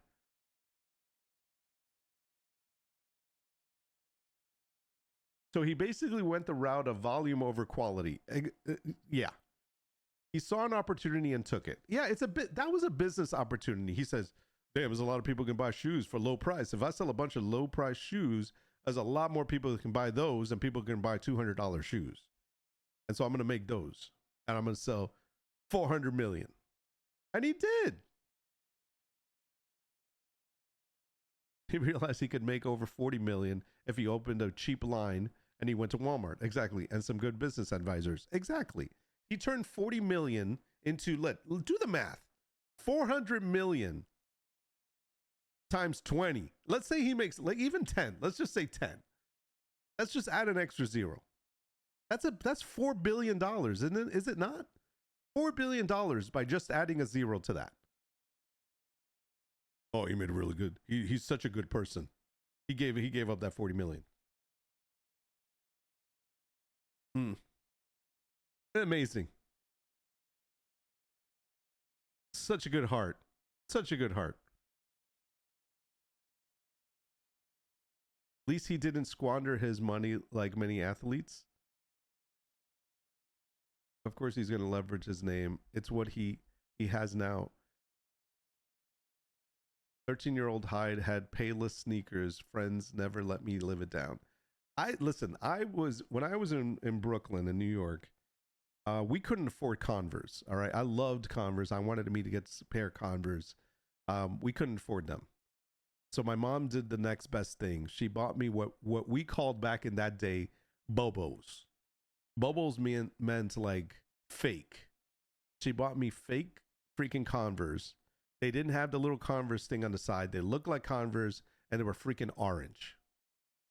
Orange Bobos that looked like Converse. That's what I wore. Bobos was not a brand. That was just what you called them. And I went to school in those, all right? And boy, did I get heckled, but I didn't give a shit because guess what? It's what we had.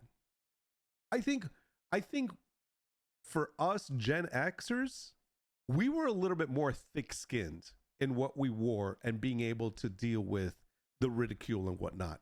Kids today are not. Kids today are like, oh, making fun of me with my shoes. I have to have the latest one. Get the hell out of here. Grow a freaking spine. They're just fucking shoes. Put on a pair of shoes, all right? At least you're not shoeless and you don't live in a cardboard box. Let's buy $300 shoes, but we won't get to eat this week. How about that, kid? Is that good? Let's do that. I'll share a story that I saw on Instagram the other day. It made me like, wow. Actually, I'll just tell you now real quick before I read the rest of these comments. So this guy videotapes, he says he wanted to teach his kids a lesson about money. They had spent $800 in the past month on Minecraft coins. They spent $800 on Minecraft coins, okay? And so he wanted to teach them a lesson. So he took them to freaking Target and he said to them that they had an $800 shopping spree and they can pick anything they wanted, totaling up to $800. And the kids went nuts. They went down the aisles. They picked everything they ever wanted. They're like, oh my God, I want this. It's so bad. And they're picking everything. They filled out the cart. I think it was like a cart and a half filled of stuff.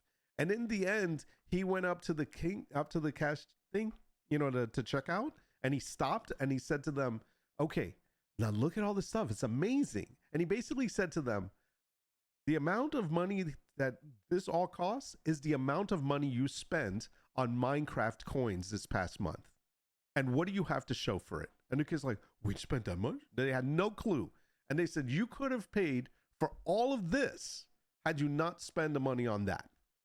And it's such a good lesson. And it is so true. All right, let me read the rest of it.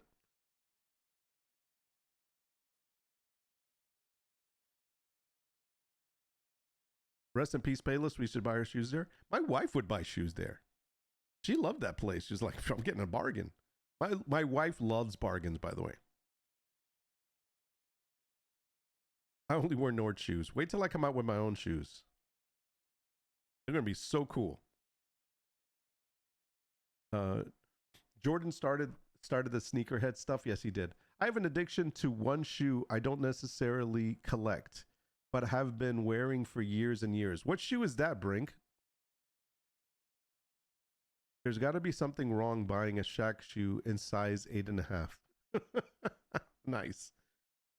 Excuse me.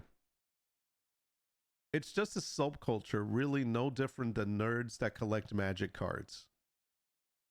Well, I don't know any nerd that, I mean, I guess there are nerds out there who spend $200 on a magic card if they really, really want the card, but I don't think that's as common. $20 maybe. It's like comic books. Like I remember I paid the most I ever paid for a comic book that I wanted was like $60. That was an older comic. But that's it. I mean, anything that was like above $100, I'm like, nope. I mean, unless I was a big fan, nope. I was like, no.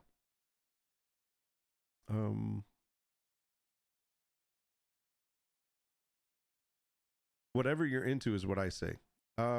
He's oh, so Brink says the Onitsuka Tiger.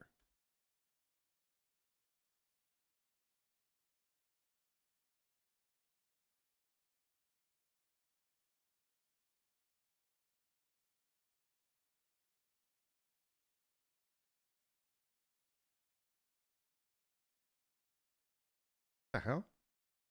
This is like a soccer shoe, isn't it?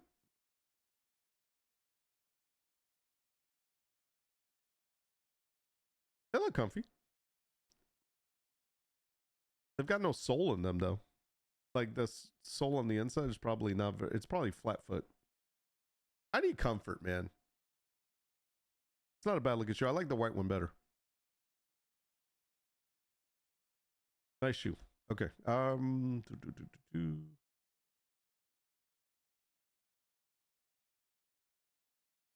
will do naked penguin dance down Main Street if Henry asked. Shit, Henry Cavill. If Henry Cavill put out a shoe, Nord would buy 20 pairs and fall asleep surrounded by them. That is so not true. I'm 100% being honest here. I do not, and him being one of my biggest favorite stars ever, probably because he's a gamer too. But the whole point is like, I would not buy a product just because he endorsed it. I would not. Nope. If it was, listen, if it was something that he was, all right, let me take that back, shoe wise. If it was something that he was like 100% in, like he developed a new game, it was his game, he created his new game, he was putting it out there, I would get that. I would be like, dude, that's up our alley, that's up his alley, he knows what he's talking about, I'm totally playing this thing, and I would buy it. I wouldn't just buy it because he put it out. I'm buying it because I believe that this is his genre and this is what he knows, and I would totally go after that. Yes. If you put out a show like The Witcher, which I wasn't a big fan of The Witcher before, but I did become one afterwards, I went and I watched a show. He puts out a movie. Most of the movies I've seen of his, there are some movies I have not seen that are his, only because they weren't my style or flavor. But whatever. I mean, but that's how it is. But not just like blindly, oh my god, he put out a shoe, I gotta get Henry Cavill's shoes. No. He'd put them in a body pillow and snuggle them all night. Shut up, Bronk. That's what you do if Natalie Portman did that. They look basic, somebody said. Bobos. Yeah, you guys know what Bobos are.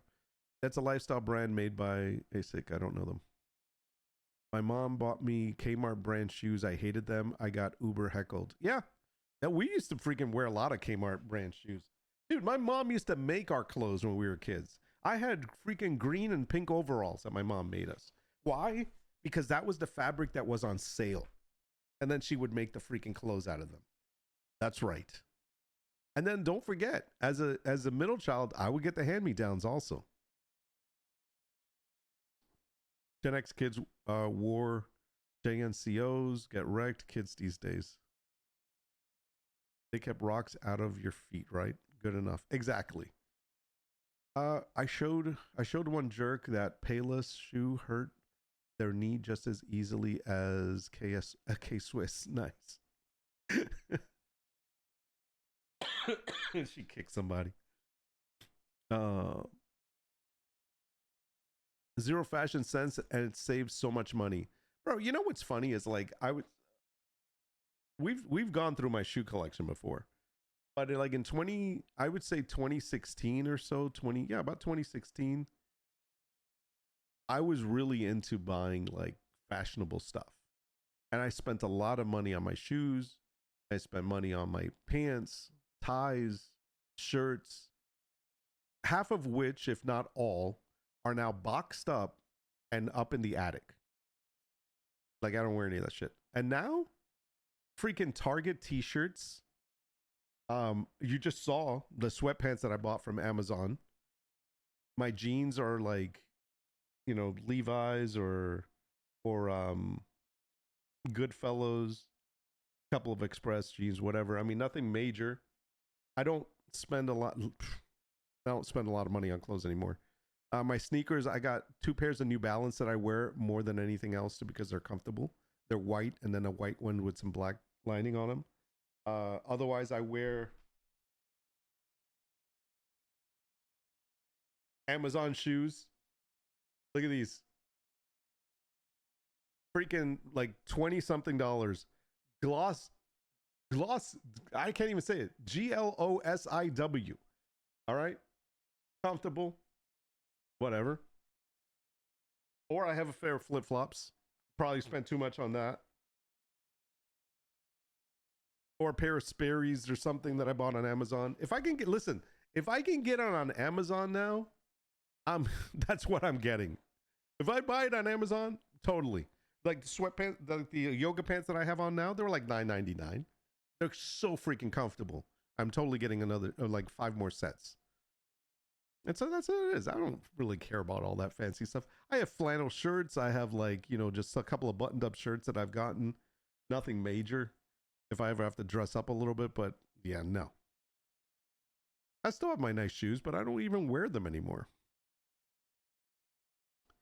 Let's see. Except for my designer Bronx shirts, the flannels, yeah. There's a shirt that I got. I think it's too big though.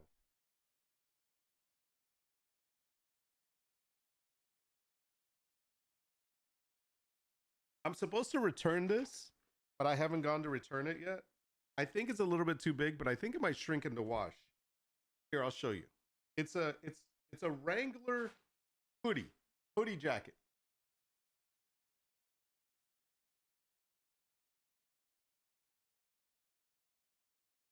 Is it too big?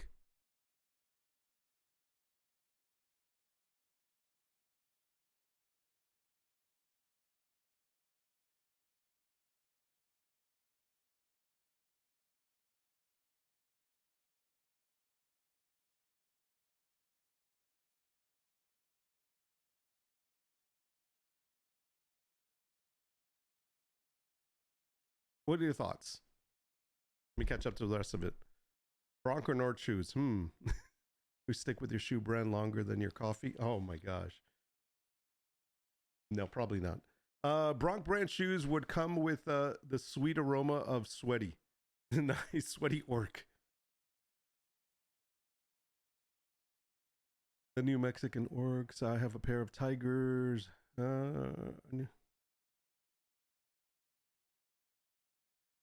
Nord was not impressed. Nord tried to figure out how to word this while not letting it slide that he is in love with Henry. Shut up, Jim Bronc, man. The shoes are a D20 sewed in the toe. Blah blah blah. Roll, shake your foot. Nice. Isn't Henry doing some stuff with the Warhammer? He is actually.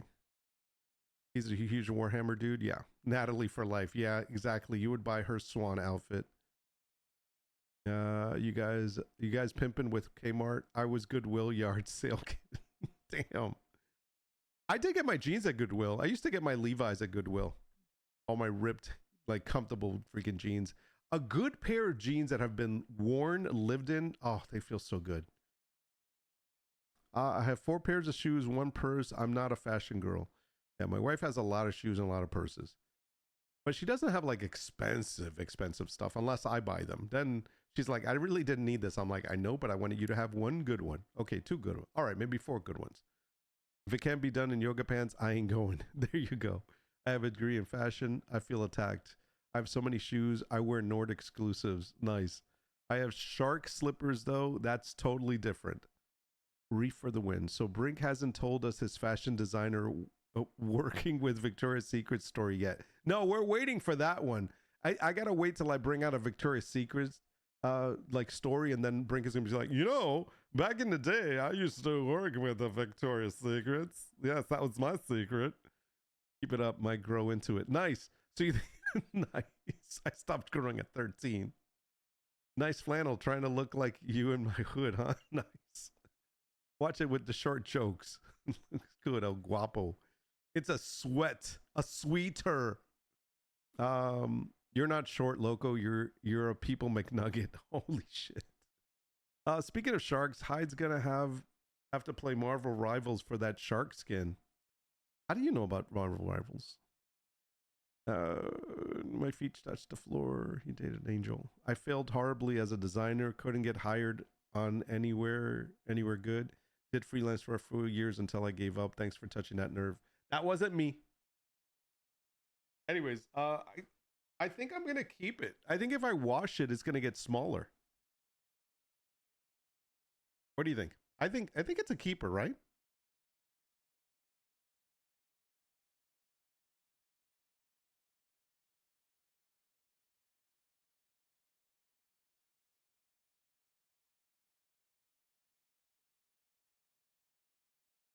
Oh, a little shark skin. Oh, it's like a side pet or something? Cuddly, fuzzly fin. Nice.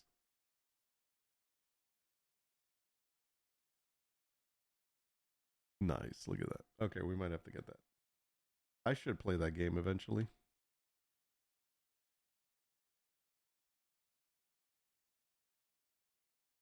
Is pouring so no walk today. Thought about it. Should lose half a pound from that, right? Yeah, exactly. I think it's a player character. The toilet he has hang on the deal. Okay.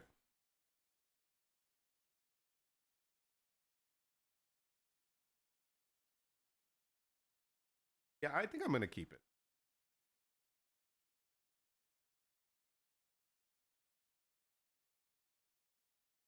I just have to dry it. It'll get smaller. All right, there you go. Ah.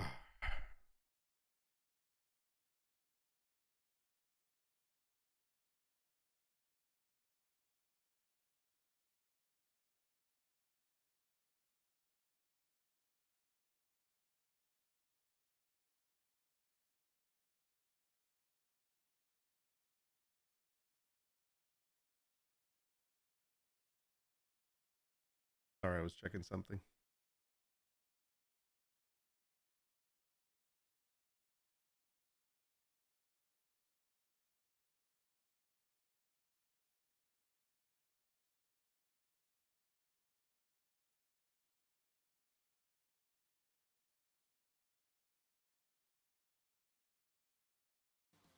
Without dessert. Favorite exercise versus actually the exercise which I think is going to be most beneficial. He's a sponsor for Muscle Tech. Oh, you know what? I'm going for next. I'm gonna start working out. Anything which is not work orientated. All right, hold up.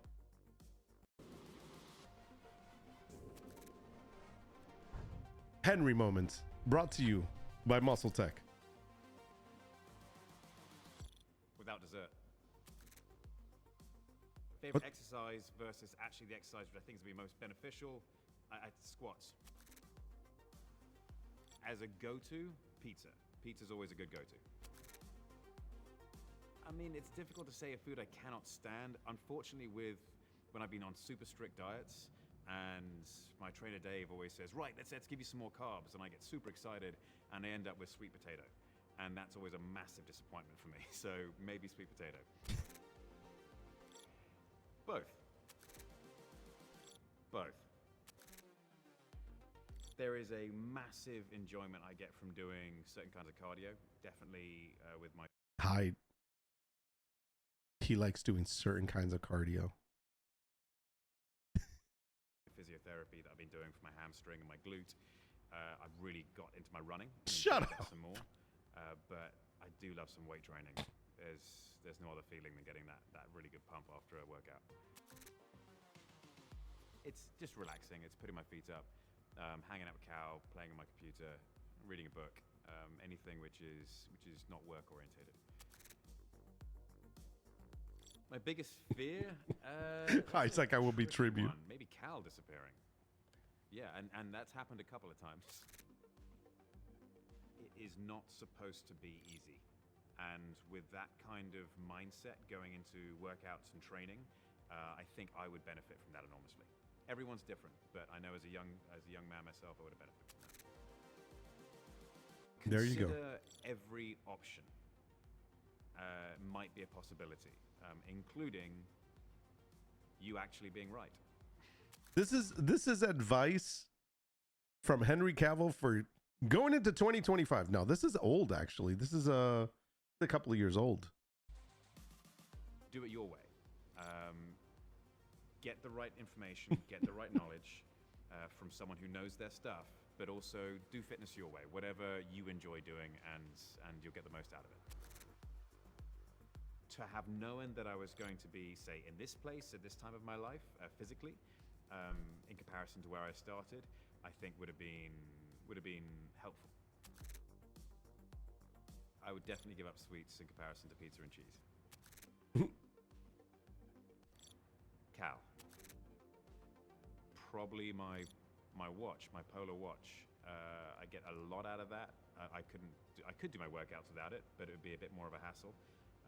And it can track as a guesstimate how many calories I burn, but super useful for my running. There are things that I cannot control, and I shouldn't worry about them. There you go.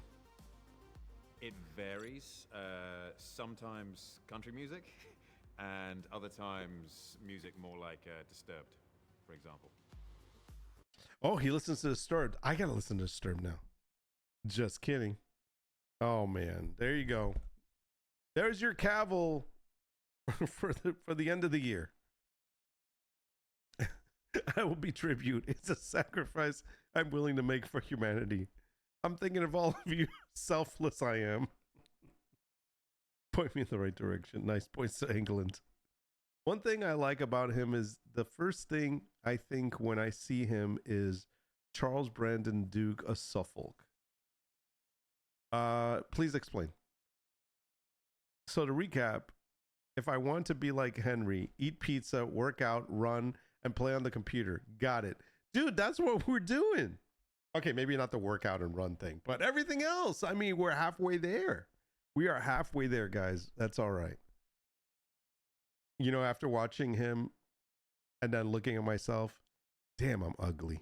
Shit. I'm like 50% more ugly now than I was before I watched him. Holy crap. Shit. I can't watch him anymore. I look at myself and I'm like, oh, I feel like shit now. Oh, Tudors. That's right. He was in that. See, I never watched that. I never saw that. He peaked early. I worked out like once a month. Yeah. Every 6 months. Crazy. Crazy. I do arm raises with your fork. That was my favorite character in that show. Tudors was good. I think been years since I watched it. I think it was very sexual, like a very sexual show. A lot of stuff happening on that show. Wasn't it Showtime? I think it was Showtime or Cinemax, one of the two. Or was it Stars? I don't remember. I just remember there was just a lot of sex stuff. And so I'm like, yeah, no. Don't need to watch all that stuff. Like the show we were going to talk about earlier had a lot of that, but no, you guys didn't want to talk about that. You want to talk about something else, so we moved on.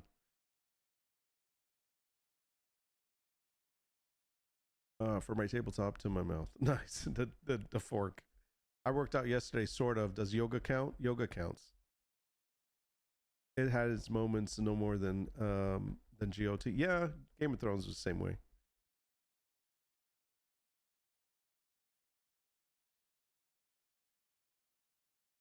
Had a lot of head shopping. Didn't see that.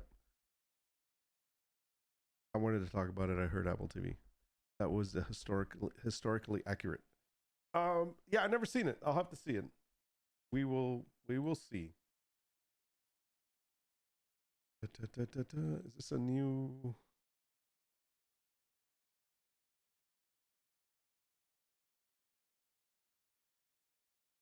So there's a new game that's coming out of. It's coming out of early access by the end of January. It is a city builder game, but it is a medieval city builder game. And it's called, if I can remember, maybe I can find it here really quickly.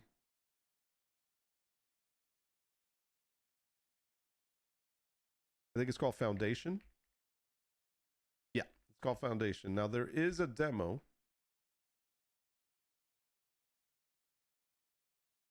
This is the game here. Now there's a demo to it, and it's supposedly there's no farming. I don't know.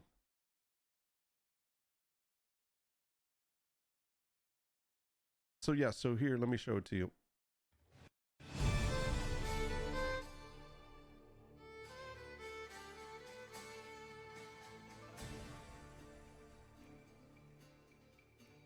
So it's supposed to rival the game Manor Lords.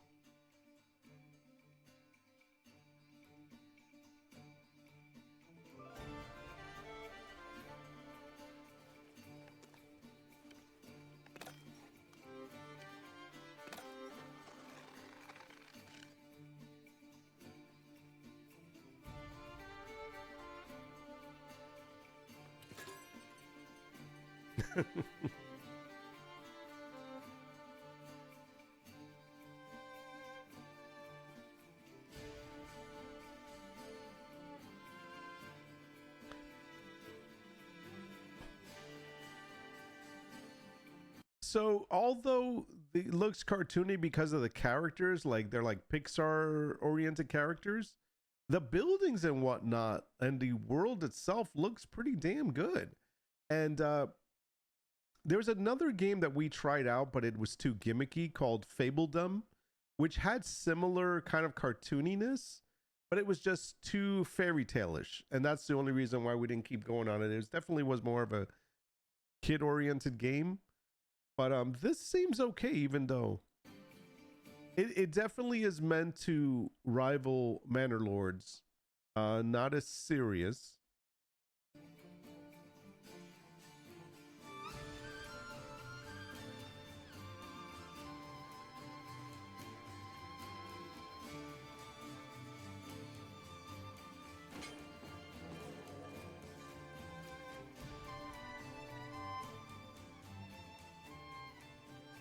I like the buildings. The buildings are really well done.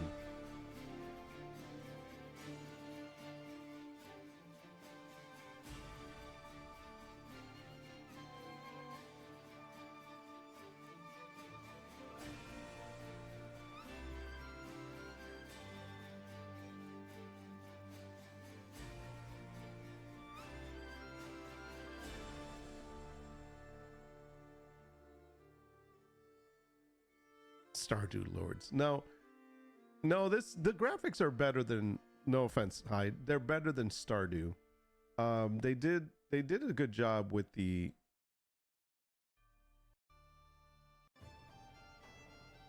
hold on. This is another video real quick. Let me just, it shows a little bit more of it. The building looks like Enshrouded. Remember that game?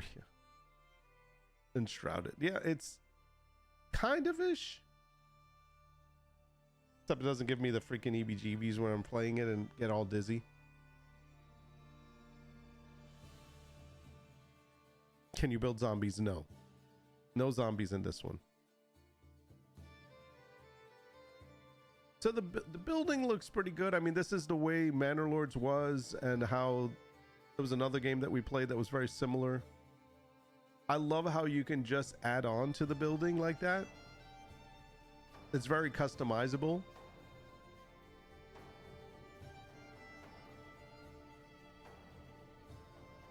There are mods to this game, I hear.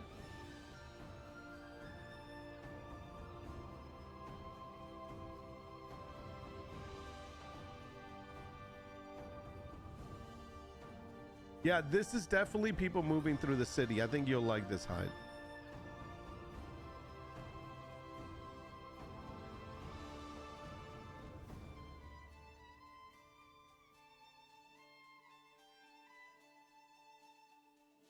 So I definitely think it's one of those kind of games that you will build over time, and you will continue to build and build and build and to make the town bigger.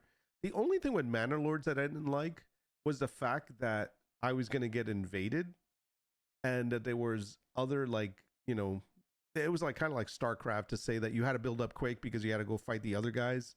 And I hated that. I just wanted a world where I could actually just build stuff and not have to worry about getting destroyed. That's kind of where I like builders like this. And then there's like I said, it's in early access now, but it will be out of early access next month, I believe by the end of the month, January 31st. So it's about a month away. And I honestly think I will give it a try. I was almost going to download it this morning, but I couldn't make up my mind whether I wanted to do this or do Banishment, or Banished, I think it was called. So yeah, it's definitely got something going for it. It's huge.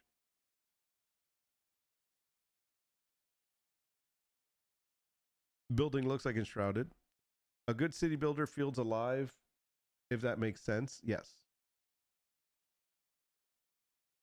Can you build zombies? No. Best thing about Enshrouded was tunneling. Yes. Okay, what about a game like this but with zombies? I haven't seen anything like that. If the city I'm creating doesn't feel alive, then I lose interest. I want to see people moving around, watch the city grow. I dig it. Sick of zombies. What about a game with ghouls? I think it's time they leveled up. That's true. I am tired of the zombie thing. Like, oh, more zombies. I really don't like. I want to see something else. So yeah, I'm kind of like done with that. I mean, I don't mind there being a curse on the town, or something happens, and that's all right. But yeah, I think the whole zombie thing I'm done with. So the one game that I was going to play today was Banished. You guys, and then I think Hyde, you were the one that told me about this game. I have not played this yet, and I've been thinking about playing it, and it is very similar.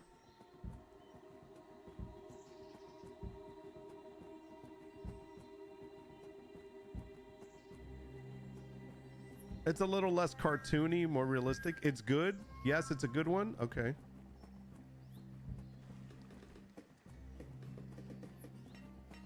Very chill. Now, I know you can speed up the building and whatnot. And so I think this would be another alternative to Manor Lords. I do have Manor Lords, but like I said, I don't want to play Manor Lords where I have to race against the clock where before I get attacked or something. I don't like that kind of gaming. Also, I don't think Manor Lords is completely finished. It's still in early access. I think it's got a while to go till it's completed. I think it's only one guy doing it, and he's doing a great job, by the way. Fortnite Lego is fun. And then I haven't played that.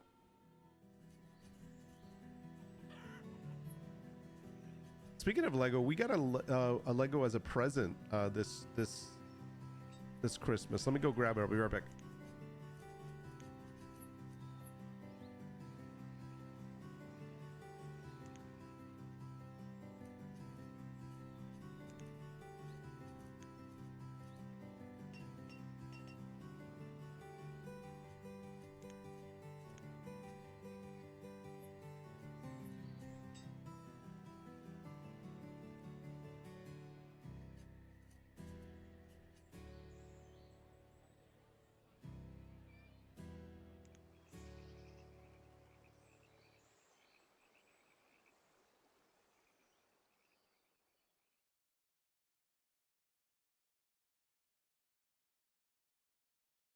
So I think that's worth playing. I definitely think it's worth playing. So I got this for Christmas.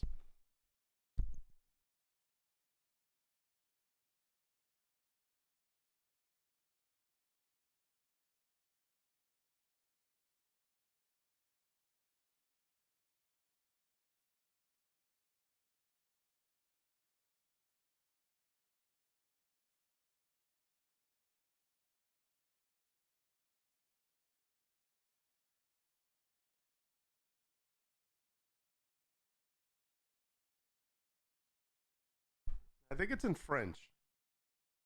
Le Village Viking. I don't know. It's not. Lego ideas. Anyways, it is Poblado Vikingo. It's a Viking village, and yeah, we're definitely gonna build this. It is about.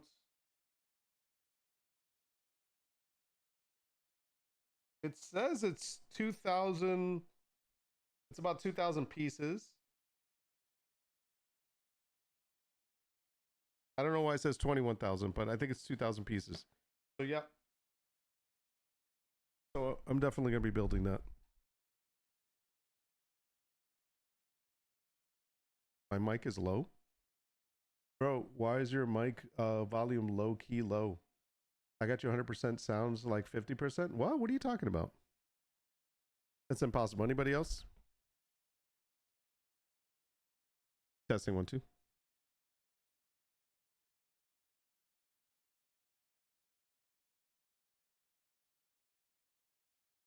It's only low when I have it up, when I have it out above me. Check your volume, man. Maybe your volume's wrong. Yeah, because I'm not going all the way to the yellow, but if I did, then it would be something along this line. And I'm not screaming at you like I normally am. If I switch to another streamer, they sound loud. Yeah, because most streamers are like loud. Like I don't believe in loud, like mine is very conversationalist. And also I'm at the very top end of my green, just hitting yellow. If I go above that, I mean, it's just going to be stupid. Like, for example, like this would be loud. This is right here. This is the louder. If I was talking in this all the time, then it was like, it's going to be just obnoxious. I don't like that. So I tend to stay around here. This is where I like to stay. Yeah. I don't like to go any higher than that. I just keep it chill, man. We don't have to be screaming. Also, the other thing that I do is that some streamers that are loud, they don't have any dampeners on their microphones. So basically, there is like when they scream out loud, like now, look, I'm getting really loud, but notice that my voice is still okay. And I don't want to scream because that's just not me. But even if I did scream, it still wouldn't blow your ears off because there's a dampener. So it kind of like it kind of works well. So filtering is important. There's other people that don't, like, their mics are just wide open. And so as they're talking or screaming or something happens in the game or whatever, it's like if they scream, it almost blows your ears out, stuff like that. Yeah, I don't like that. That's just also like if I get away from my mic, you won't hear me. So if I'm over here, you might hear a little bit of me, but you'll start to cut out. Right here, you can't hear me. So I like to keep it a certain way. If I want to talk really loud, I'll just get over here like this. Hey, how you doing? Yeah, no. Okay, let's see. City builders like this are close to cozy games as I'll probably ever get. Do you even play any city builders?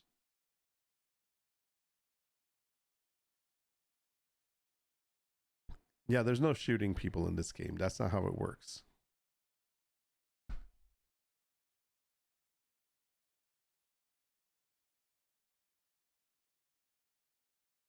Not an Eggo, a Lego. Yeah, Pop Tarts, but not cinnamon. I like the fruity ones.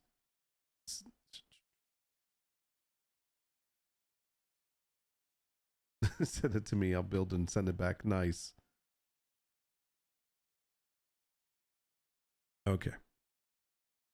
Le Village de Pillage. Nice.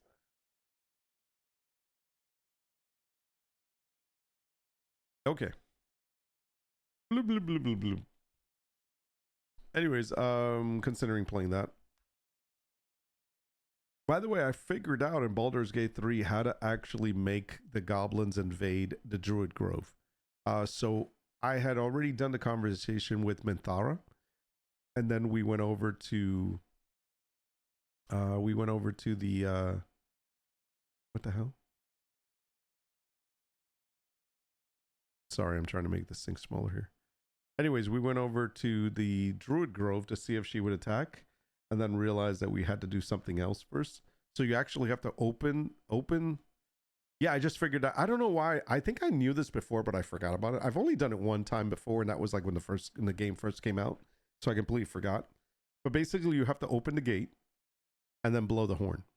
So you open the gate and blow the horn, and then the goblins attack. And obviously, you're now fighting with the goblins. But if you wanted to switch sides, you can then just go to the one of the elders or whatever and let them know, hey, I did this. They're coming to get you. Just FYI, but I'm with you. And then that also starts it too. I didn't know that. I forgot. Oh, man.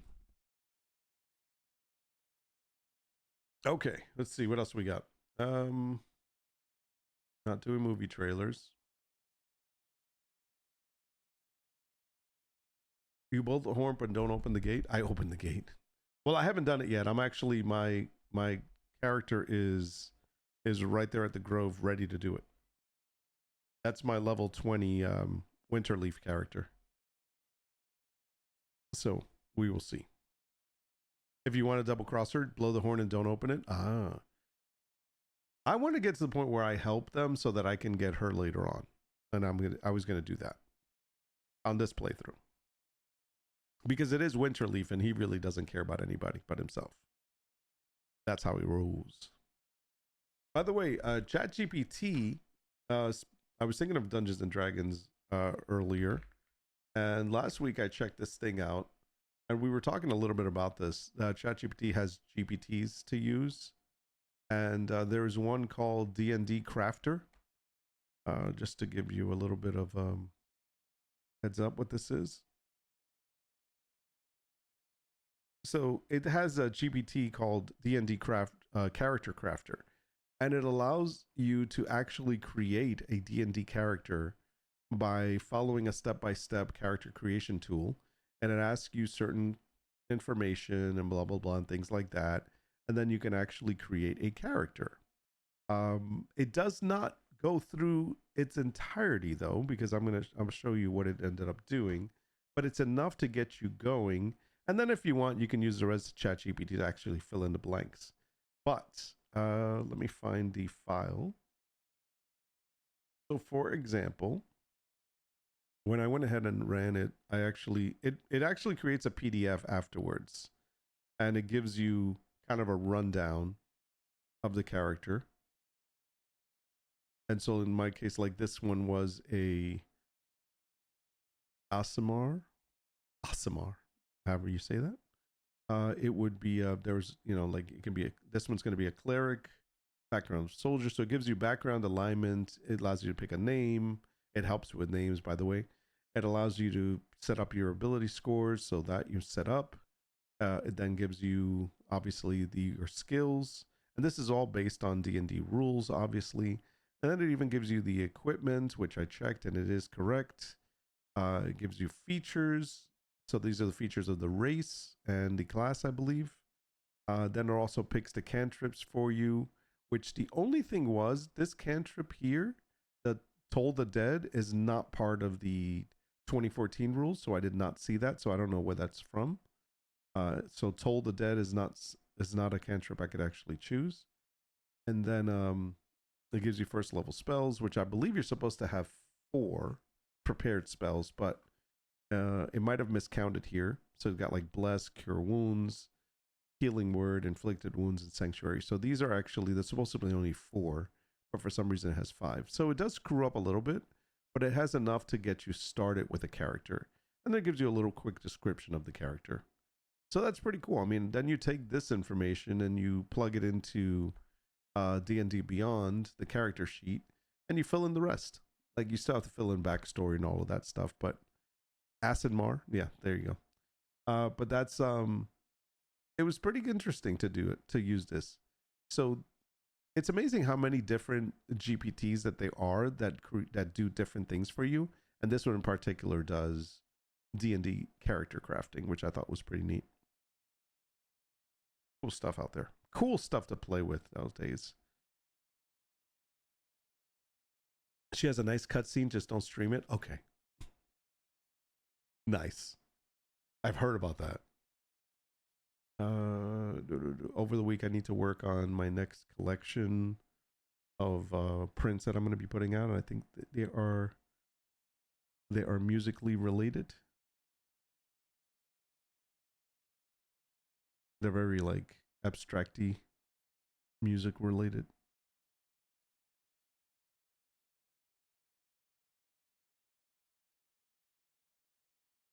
Later, bro. Gotta go. Bye, chat. No problem, man. See you later. Yeah, I'm gonna be heading out in a few minutes unless I start playing something. It's 2 o'clock. Actually, probably have to get my day started. My next part of my day, I should say. Later, Fat Caddy. Fat Caddy. Watch him playing Fortnite at night. That's when he is on. He's usually around 7 p.m., I think. Okay, so I think Brink is going to stream now. So I will be handing over the reins.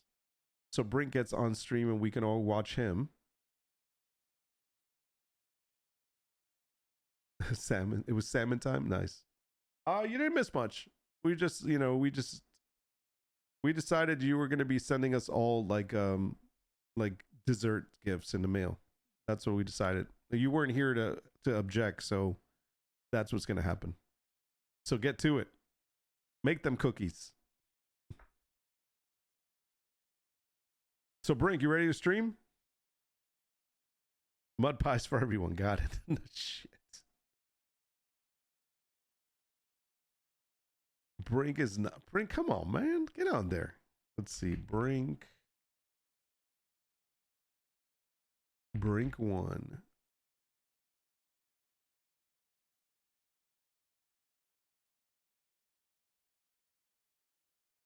He's ready to stream. Come on.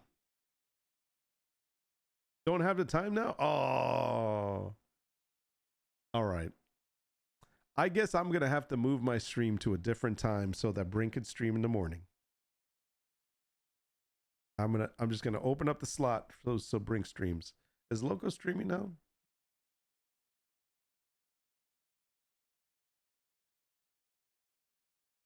Loco's not streaming today, is he?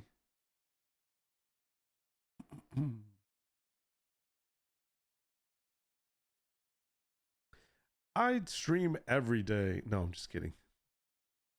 I said I would be here Monday. That's the only reason I came in today. Yeah, why isn't Loco streaming? It's not like he's working.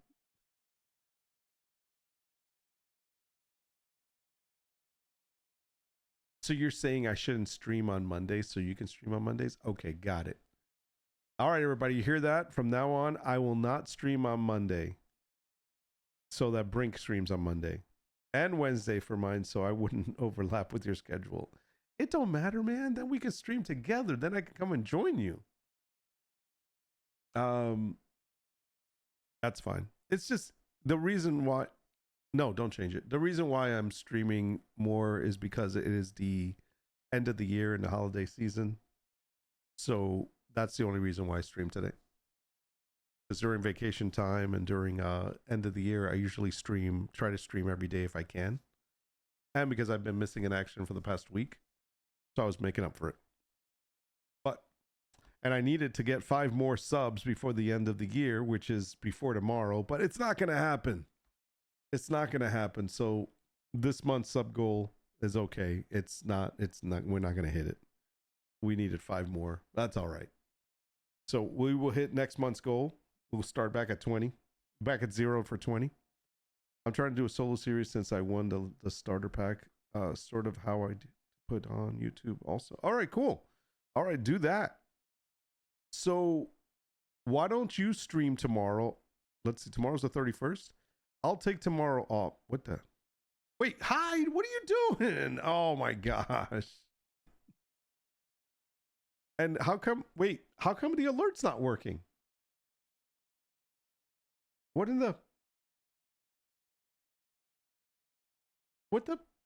my alerts?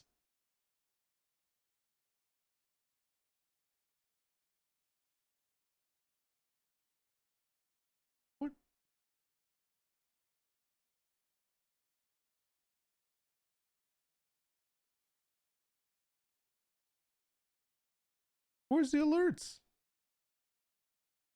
Oh no.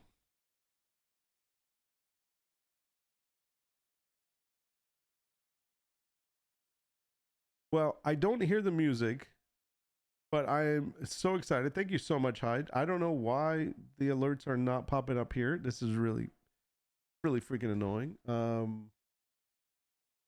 Man. Good job. Hyde, thanks so much. I really appreciate that. She just hit my goal for me and then some. Sweet. Look at that. And let's see. So who got them? Okay, one of the bots got it. Agatha Abigail is one of our bots. That was one of the hey, I'm a graphic designer if you need any graphic design. I don't know that person, but I'm sure they're thankful either way. Troy got one, so that's awesome. Valorant gifted a tier 1 sub to Mia Hell. Who's Valorant? Who's Valorant? Well, thank you either way. I appreciate it. Nice, nice, nice. Valorant.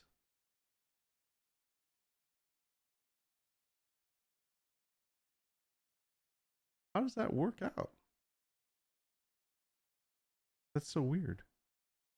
You gotta start streaming reactions to D&D videos since not good enough at any games. Oh, Valorant the game is adding a gift sub when you do gift subs.